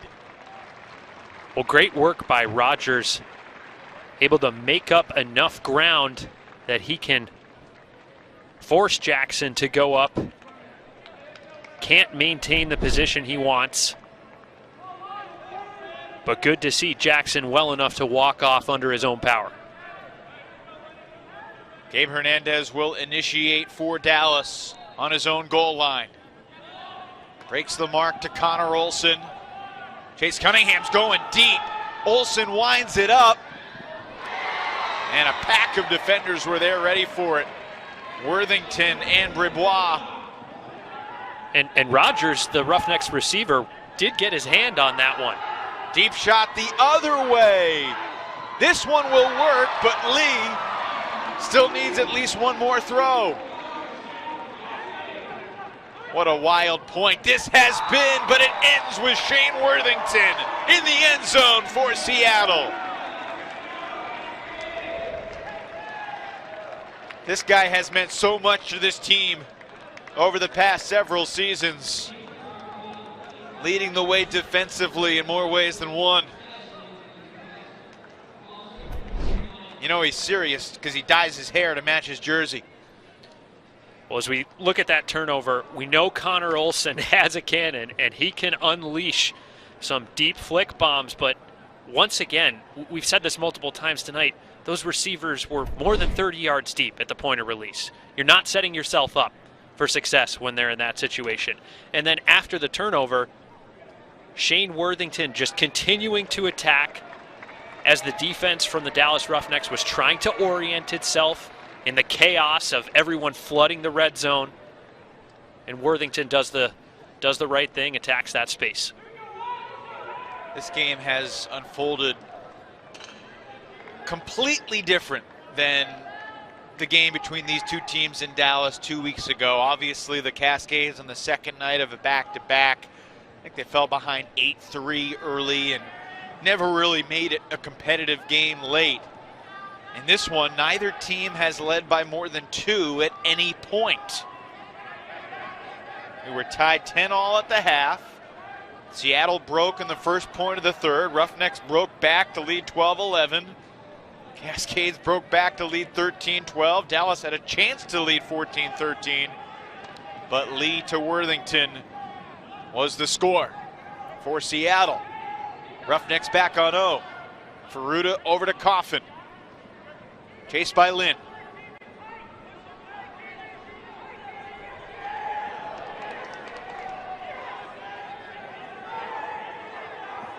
Meow for Slack. Yep, they're going to call the bump. Ryan Sturm is ready to call it on himself, it looked like. Dallas in the red zone. Slack open, side denied. Garrett Martin knocks it down. I mean, that's just an execution error. I think Slack could have completed that. We've seen throws to tight spaces before. Nearly another execution error, but Martin deflects it and then makes the catch.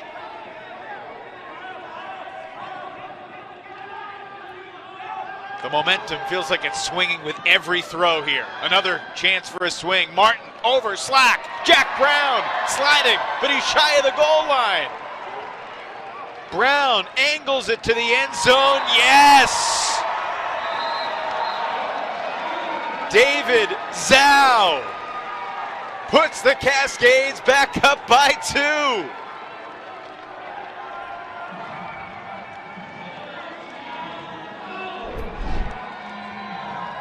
Well, let's go back to this turnover here. There was more space on that far side, getting to the sideline.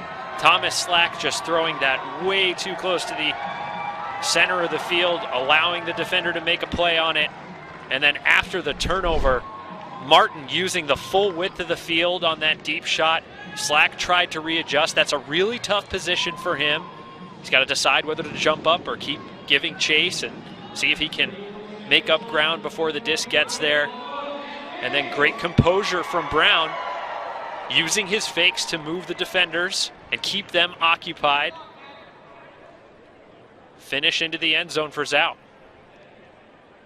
Look, these two teams both have really talented players and have interesting futures ahead with the different combinations and perspectives. But Seattle, they haven't been to the playoffs since 2016.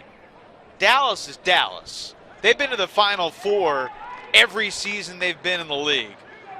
It feels like the Roughnecks have been on the verge of season control tonight, but they haven't been able to do it. And now they're down by 2 with less than a minute to go in the third, and we got to start thinking about the possibility here that Seattle's not going away.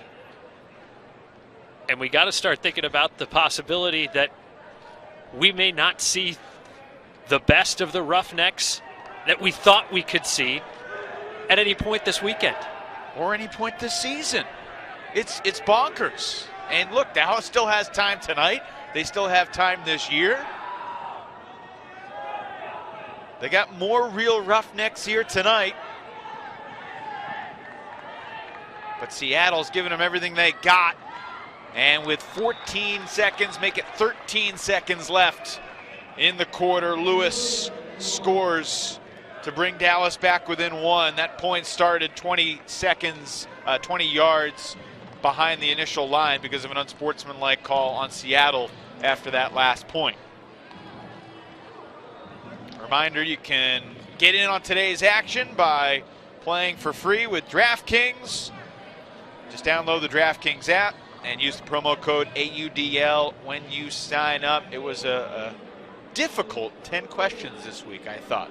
I vacillated for a while on almost every question. Have you checked in on how you're doing so far this game, or which bets are most likely to pay out? I'm sure I got them all right. So let's focus on the action on the field. 15-14. Seattle has 13 seconds here at Memorial Stadium. We got a great vantage point here as well. Switch sides. We used to be on the side. We got a much better view of the Space Needle from our current vantage point. I'm not complaining about that. It is really a spectacular scene.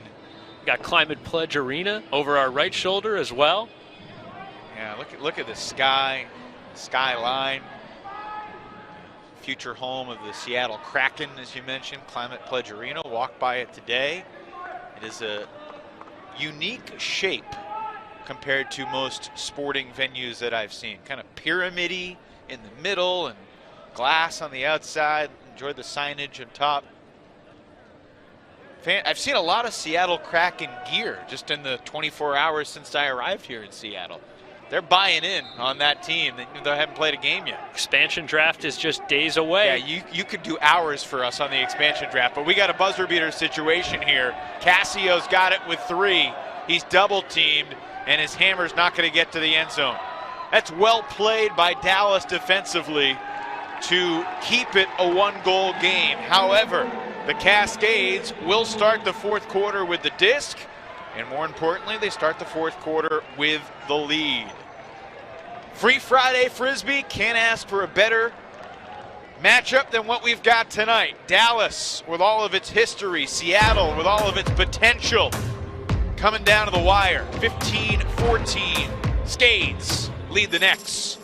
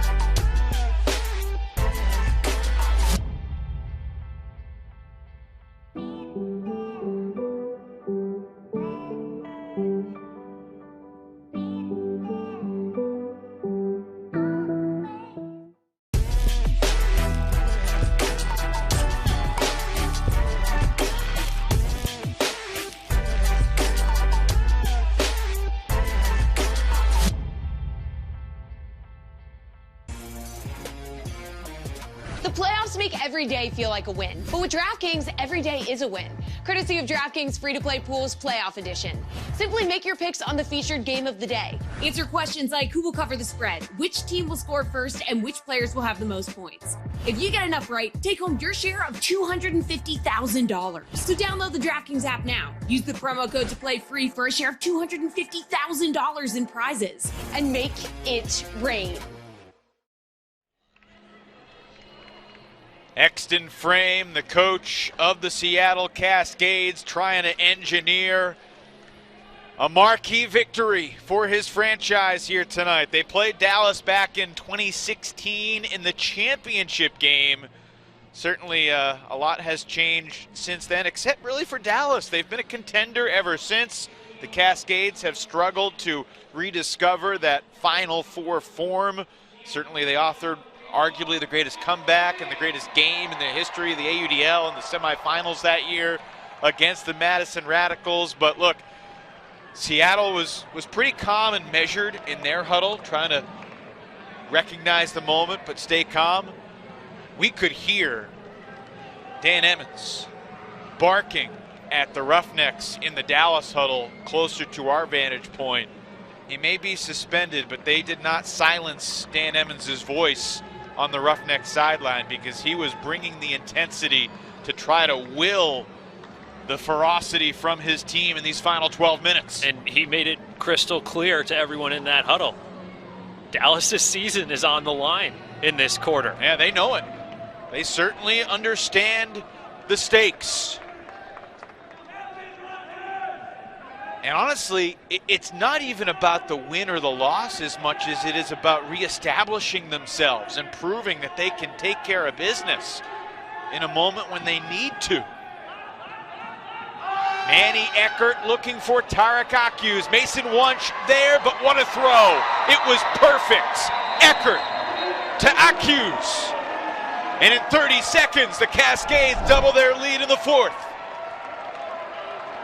I tell you what, Dallas's defense has to find a way to limit Manny Eckert getting power position. That's not the first time we've seen him execute perfectly in that flow so far this evening. I don't picture perfect.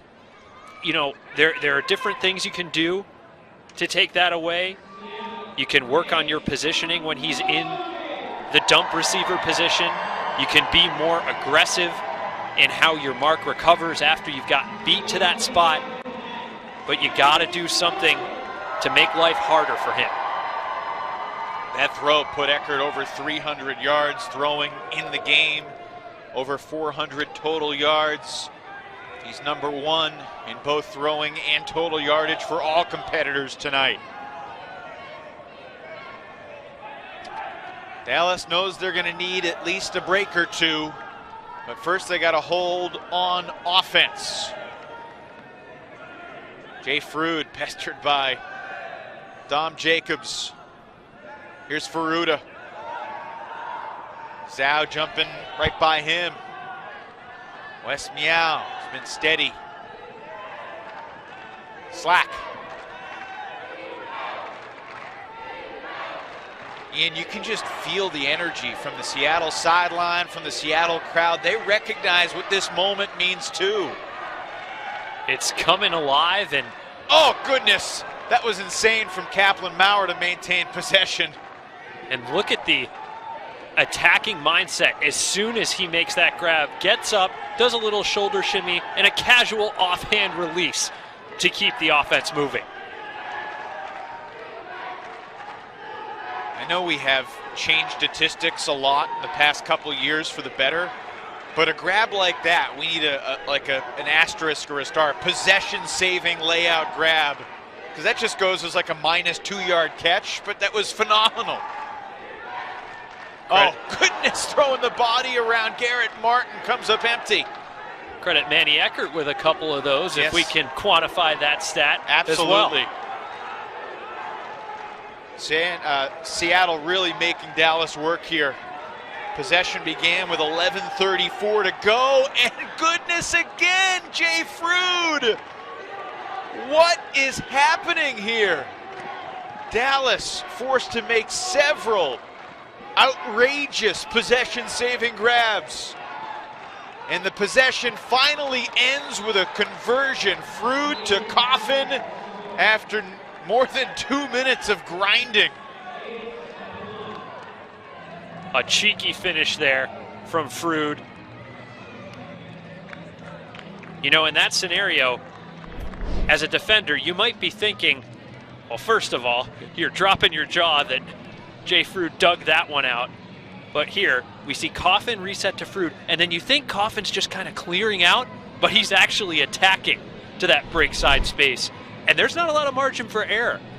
If that doesn't bend in perfectly, there's room for other defenders in the stack to peel off and get a paw on that. High-level execution there from Frood and Abe Coffin. Jay Frood closing in on 300 receiving yards in the game. That was his 3rd assist. No one on either side is better than +4. The goals and assists and blocks have been spread out. A lot of important players in this game, including Jack Brown, who adjusted well to that Eckert hammer. Here's Dennis Cassio. Back to Eckert with Lewis in his pocket. Taylor goes bidding, and Akyus maintains possession. Love that matchup. Yeah, it's a fun one. Near the sideline, right in front of all the Roughnecks. Hauser. Seattle by 1 in the 4th. Free Friday Frisbee, as good as it gets at Memorial Stadium under the Space Needle in Seattle. Here's Munoz to Eckert. Gotta say, if you didn't know much about Manny Eckert before tonight, he's putting on a show for you this evening. May have said something to the Roughnecks bench after rifling that speedy laser to Mark Munoz in the end zone. Well, look, the mechanics weren't identical, but he's taken a page out of Ashlyn Joy's book with that inside flick. He does a little shoulder shimmy and gets low, and you think that throwing window isn't there. But the release is just so ferocious and so accurate. You know, Ben Lewis he's been having a phenomenal defensive season, and there's nothing he can do. And what must Munoz be thinking there? Because he's like, oh no, I don't, oh wait, thank goodness Hauser is there. Hauser gets the goal. 4th assist for Eckert, and look, it has not been a perfect night. 4 incompletions, but the 350 yards is virtually lapping the field when it comes to the rest of his teammates. No one else on Seattle has over 200. And Eckert at 350, and he's got a smile and a 2-goal lead with just over 8 minutes to play. Not a deep pull, but a hanging pull that prevented the Roughnecks from getting a first throw downfield after Meow caught it. Now it's Ferruda.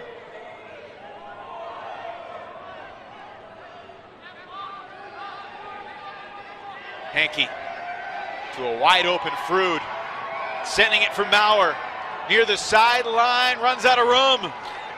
Well, Jay Frood made the choice to not step out and across his body and release a backhand. He said, okay, I'm just going to get this out right away with a flick. And he didn't release it with an inside-out edge. He released it with an outside-in edge, and it trailed out of bounds. That's a very, very avoidable error. Obviously, there will be time left for Dallas if Seattle scores here, but this feels like a huge moment in the game for the Cascades as we see a collision. And I think they called it on Smith, which is surprising. And Abe Coffin saying, no, it should be on me. And the fans started booing, but the Cascade sideline, no, he called it on him. So Zack Smith will have possession. Zack Smith has had a lot of moments in this league. Was a member of the Buffalo Hunters back in 2012. Played a few years with the Rochester Dragons.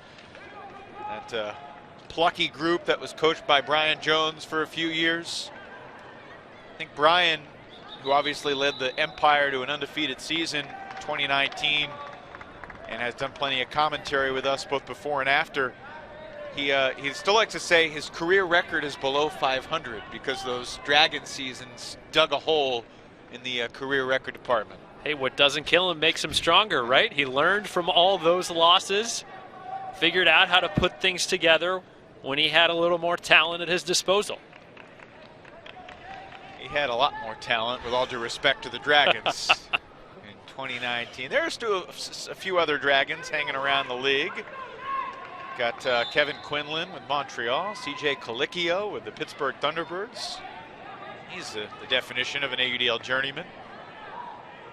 Seattle, not that many journeymen, despite what we said about Accus before. A lot of homegrown kids on this team. It means a ton to wear Seattle on their chest and play at this historic venue. And this would be a historic win. Oh, goodness. Again, an insane grab up the line. It's Ramirez to the back of the end zone, and Jacobs can't come up with it. Maybe the first time today, Jacobs unable to make a play that we'd expect him to make. You took the words right out of my mouth, Evan. Fully expecting him to come down with that one. He's going to have to dig deep. Or maybe he won't. Maurer takes the timeout here. I mean, eerily similar to a situation in last Saturday's Austin-Dallas game. I believe it's right around 8 minutes to go. The Soul were up by 2 on the doorstep of punching in a goal to go up by 3. Turn it over in the end zone. Might have been John Diamichis with a block. He had a big one. Mason Wunsch had a big one as well. And then the Roughnecks were back within 1. Of course, they still needed a near miracle in the final 30 seconds to tie and then win in overtime. It's been a fascinating season with so many different twists and turns. This possession has been pretty wild as well. Jay Frood's incompletion, and then up the line here, Ramirez thought he had the score. Jacobs, couple tries, unable to recover. We'll give Jacobs some credit there. That throw was a little further out. You're right, for sure. What do you want to see here from the Roughnecks on offense with basically their D-line out there playing out? Well, I love the fact that it's Gabe Hernandez picking up the disc. We've seen how capable, I beg your pardon, now it looks like Chase Cunningham, but I love that Gabe Hernandez is out there as a center point of that defensive handling fulcrum after this turnover. The more you can get the disc to him and have him be a steady decision maker, I think the higher Dallas's chances go for converting a break, as we see. Tough hammer by Cunningham. Now wide open Lewis in the middle of the field.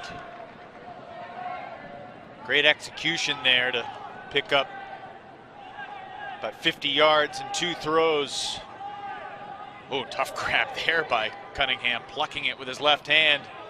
Lewis had Jackson running across, takes the reset for Cunningham, little scoober. Hernandez is in the end zone. Jacobs could have put Seattle up by 3. Instead, it's Dallas within 1. As Hernandez hauls in this, Hernandez hauling in the score with 5:29 to play. Well, look, there are only so many throws that could get Dallas out of that trap situation, and they nailed a perfect throw right out of the timeout. The defense can't be too upset with that.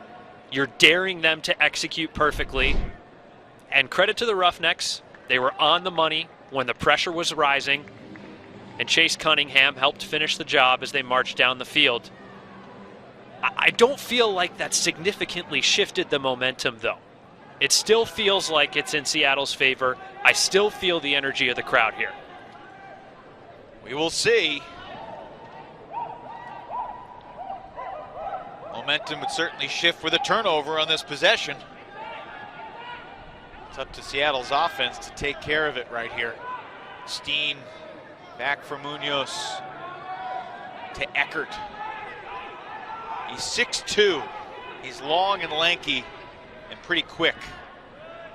Hauser open by 30 yards, and he'll unleash it anyway. Looking for Steen, it's going to float, but Henke can't get there, and Steen scores again.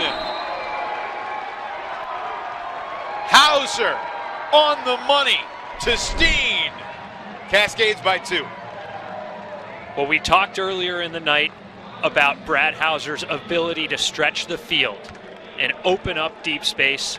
We've seen Steen be a deep threat all night long, so they deserve all the credit in the world for executing well there. The thing that's most puzzling to me is how are there 2 Cascades players wide open in that sequence? Bewildering. Brad Hauser gets the disc. Okay, maybe he's on the break side. Maybe there's some switching going on. But then there's a deep threat wide open. There's not another help defender somewhere in that deep space figuring out another switch. That just doesn't make any sense to me.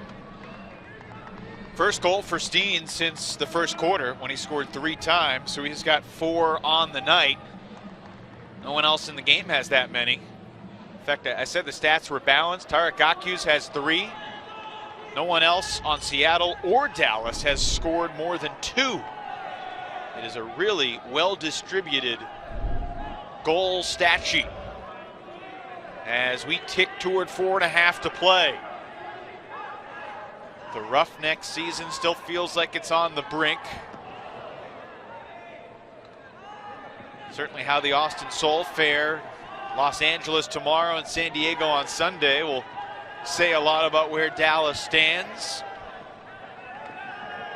But Seattle not ready to depart the race yet either. And with a win tonight, the Cascades would be right back in the mix.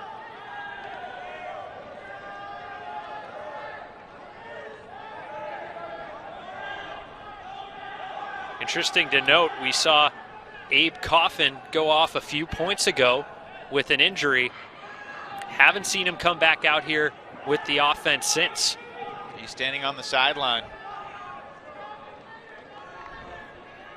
Got Gabe Hernandez as one of those players filling in on this offense. Low throw, and Hernandez with his first throwaway mistake of the evening. And it comes at a really tough time for the Roughnecks. I can't fault the decision. The window was there. The execution, just not on point.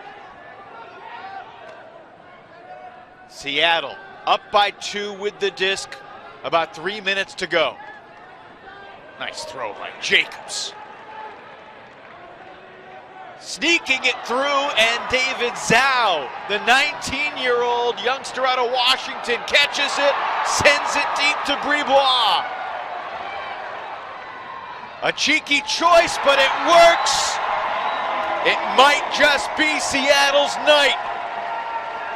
19-16, Cascades, under 3 to play. I'll be happy to eat my words later, but that feels like a nail in the coffin. Dallas, yards away from making this a 1-goal game. And then after the turnover, just some phenomenal execution, some sharp inside flicks, and then Bribois, unfazed by the pressure of the moment. Okay, I'm going to release a little blade hammer into a tight space. How about some of the plays we've seen tonight from 19-year-old David Zhao and all these other young kids? 21-year-old Mark Munoz, certainly Dom Jacobs, who just turned 20 in May. Wow. You know, I'll be the first to admit two things. One, I underestimated the ability of this young Seattle squad to rise to the occasion here tonight. And two, I've overestimated Dallas's ability to just turn it on when some guys get back in the lineup. At some point, you are who you are. I mean, the famous Bill Parcells quote talking about the NFL. You are what you are. You are what your record is. The Roughnecks are 2 minutes away from dropping a 4-4 if they can't rally. They need to score quick. Cunningham gets it to Lewis. Nice job tiptoeing the front of the end zone. 2:04 remaining, and it's a 19-17 game. Well, this one only worked. Zack Smith is doing a good job with his body positioning, but Matt Jackson saw that Smith was face guarding and wasn't going to see that throw go up. And in that scenario, Chase Cunningham has the advantage nearly every time.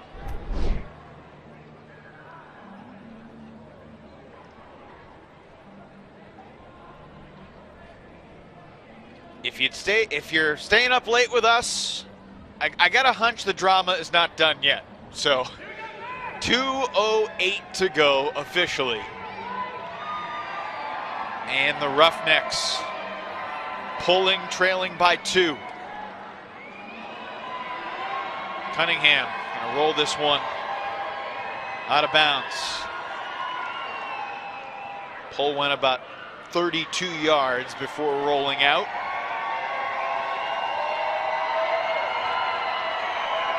Official marks it 30 yards downfield rather than 32. Eckert with possession. Lewis on the mark. Lefty backhand for Mark Munoz. Hunter Taylor bouncing defensively for Dallas. Munoz sneaks it through to Eckert. Munoz makes the layout catch. Welcome to prime time, young man.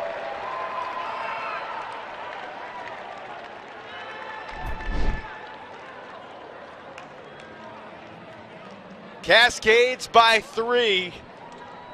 Not the most high percentage shot, but hey, why not?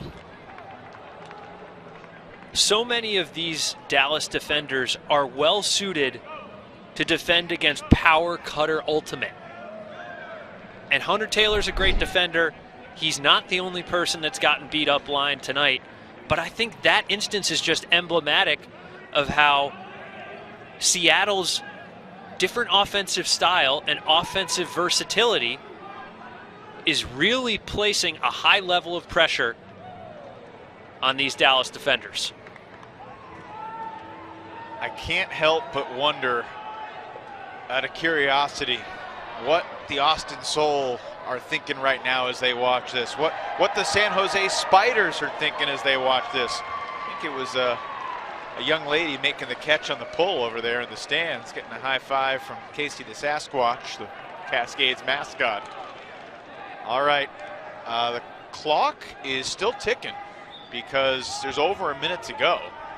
That's actually a kind of a smart move by Seattle, letting the time run away. And Now it's really dire here for Dallas. With that said, deep shot goes up. Krug can't come up with it.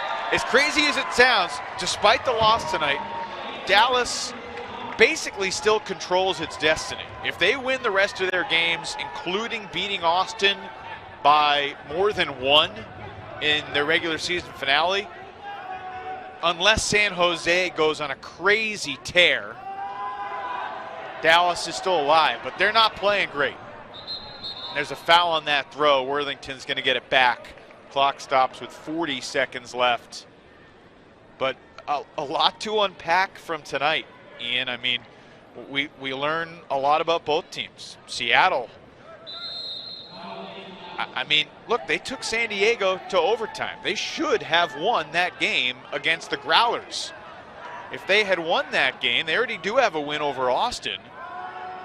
They also should have won the game where they kind of collapsed against San Jose. That's right. A tough Texas trip. Coffin can't catch it, and David Zhao has the exclamation point. So maybe the Seattle Cascades team has a run in them. I mean, it's cliche to call it the Wild West, but that's an accurate description of this division this year in this league. Tonight belongs to the Cascades.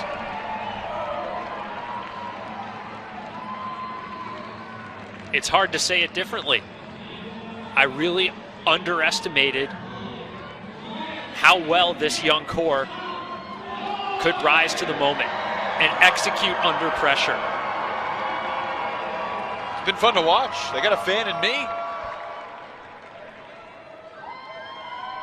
Munoz, Jacobs, Zhao, Eckert, Steen, Brown. Yeah, you could go on. Kind of a Hail Mary that actually is going to work in the back of the end zone, and an emphatic spike by Chris Larberg, but I mean, that's an interesting choice when you're still down by 3 and there's 9 seconds to go. Just a frustration boiling over, and wise of the Cascades to just walk away and recognize the scoreboard is what it is, and you don't need to say anything about that slamming of a piece of plastic. Let your results do the talking. Yeah. Well, this, for a lot of reasons, this result is going to mean a lot for Seattle. I mean, talking with some of the Cascades folks after that emotional night in Dallas, regretful with what happened, the mantra was, look, we're not glad this happened, but this brought us together as a team. We are closer than we have ever been. And that's kind of the mentality the Cascades felt. Dallas just dropped the pull, basically rolled it 3 yards out of bounds in front of their own end zone, so Seattle has to run downfield. I mean, even if Eckert fumbled this, it wouldn't be much, but instead he'll take another assist and pad his stats to Brad Hauser, and that is going to do it. 1 second comes off the clock, 8 seconds to go in a 22-18 game. I didn't see this coming. All right, well, here's the outstanding questions I have for both of these teams. One, can Seattle replicate this performance on the road? We've seen them push San Diego to the brink here at home. They should have beaten San Jose here at home. That's my question about Seattle. Yeah. For Dallas, look, we've talked a lot about them being they are who they are. There is still a contingent of players that has yet to consistently take the field for this group. Your Kevin Richardsons, your Dalton Smiths. As much as we've gone back and forth on this all night, it is possible that there's still another version of the Roughnecks that we have yet to see. Yeah, well, the version that we've seen tonight might get Dylan Larberg back, but they need a lot more. Final seconds ticking away, and the Seattle Cascades have arguably their most memorable win in franchise history here at home. Certainly, this doesn't top what we saw in championship weekend in 2016, but for the new era of the Cascades to come away with a landmark moment like this. Manny Eckert was so good, and all of the young guys, it's going to be an interesting handshake line here. Certainly lots of emotions 2 weeks ago. 377 yards in the air, 6 assists. And, I mean, in every game you have the contrasting emotions of the post-game experience, but especially tonight with Seattle. They hadn't played since that emotional night in Dallas when there were physical altercations that left a couple players suspended and that both teams regretted. But the frustrations continue to mount for the Dallas Roughnecks. Dallas, in a show of class, does applaud the fans here in Seattle, appreciates their support. And look, the Cascades are done with Texas teams. Now, the way Dallas is playing, that could be good news or bad news, as you see Ian Toner grabbing Manny Eckert for a post-game interview. Seattle's upcoming schedule, they got Los Angeles at home next weekend. They're at San Diego and LA back-to-back, July 31st and August 1st. And then 2 more games with San Jose. It's wide open. That's the best you can say. It's just completely wide open as we look at the West Division landscape. And, you know, we've seen San Diego beat Dallas, but we haven't seen San Diego play Austin yet. We saw San Diego struggle against Seattle. Who knows how this West Division is going to shake out over the next 6 weeks. Down on the field, Ian Toner with the Seattle star of the game, Manny Eckert. Manny, you got to talk to me about what this feels like in front of this home crowd, a statement win against a franchise like the Dallas Roughnecks. It feels really good.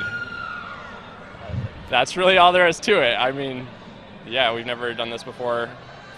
We got destroyed by Dallas a couple weeks ago, so yeah, it's great. So talk to me about the differences between that outcome, 24-16, 2 weeks ago, and you guys flipped the script with a pretty convincing result here tonight. Yeah, I mean, that was a really rough game, second game on a doubleheader. The Austin game didn't go well, so we were pretty demoralized. We also had a bunch of players who are normally in our starting rotation missing. So this game, I think we had more consistent attendance, and I just felt like we showed up prepared, and our D-line played amazingly. They were ready to fight the whole game. Talk to me about what it feels like. You're getting the disc in power position. You've got a receiver who's already 30 yards deep, and you have no hesitation sometimes pulling the trigger and executing perfectly. What's going through your mind in those situations? I just see someone open, and I'm like, I'm a great thrower. I can fit it in, except for the turnovers, but we won. So. Well, those happen to everybody. Yeah.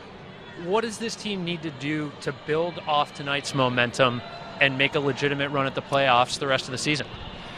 I think we just need to treat every game like this one, and just focus on ourselves, show up early and prepared to play, and just play with intensity the whole game. Manny, thanks for your time. Have fun celebrating this one. Evan, back up to you. Great stuff. 6 assists for Manny Eckert. Game high 489 yards in this picturesque site for Ultimate. Free Frisbee Friday has never been prettier. And right here tonight in Seattle. Look, no Mark Burton tonight. No Ben Snell. Turns out no problem. It's the young kids taking over. Eckert and Munoz and Jacobs and Brown and Zhao, others. Casio feels like a veteran, only 26. Brad Hauser made some great plays. Taragaku did too. I mean, we could run down everybody. And the Dallas Roughnecks, for the second week in a row, lose on Friday. They'll try to bounce back on Saturday against a tough opponent. Roughnecks Spiders tomorrow night. Seattle can celebrate the rest of the weekend after this 22-18 win over Dallas. Thanks for staying up late with us. For Ian Toner, I'm Evan Leffler saying good night from Seattle.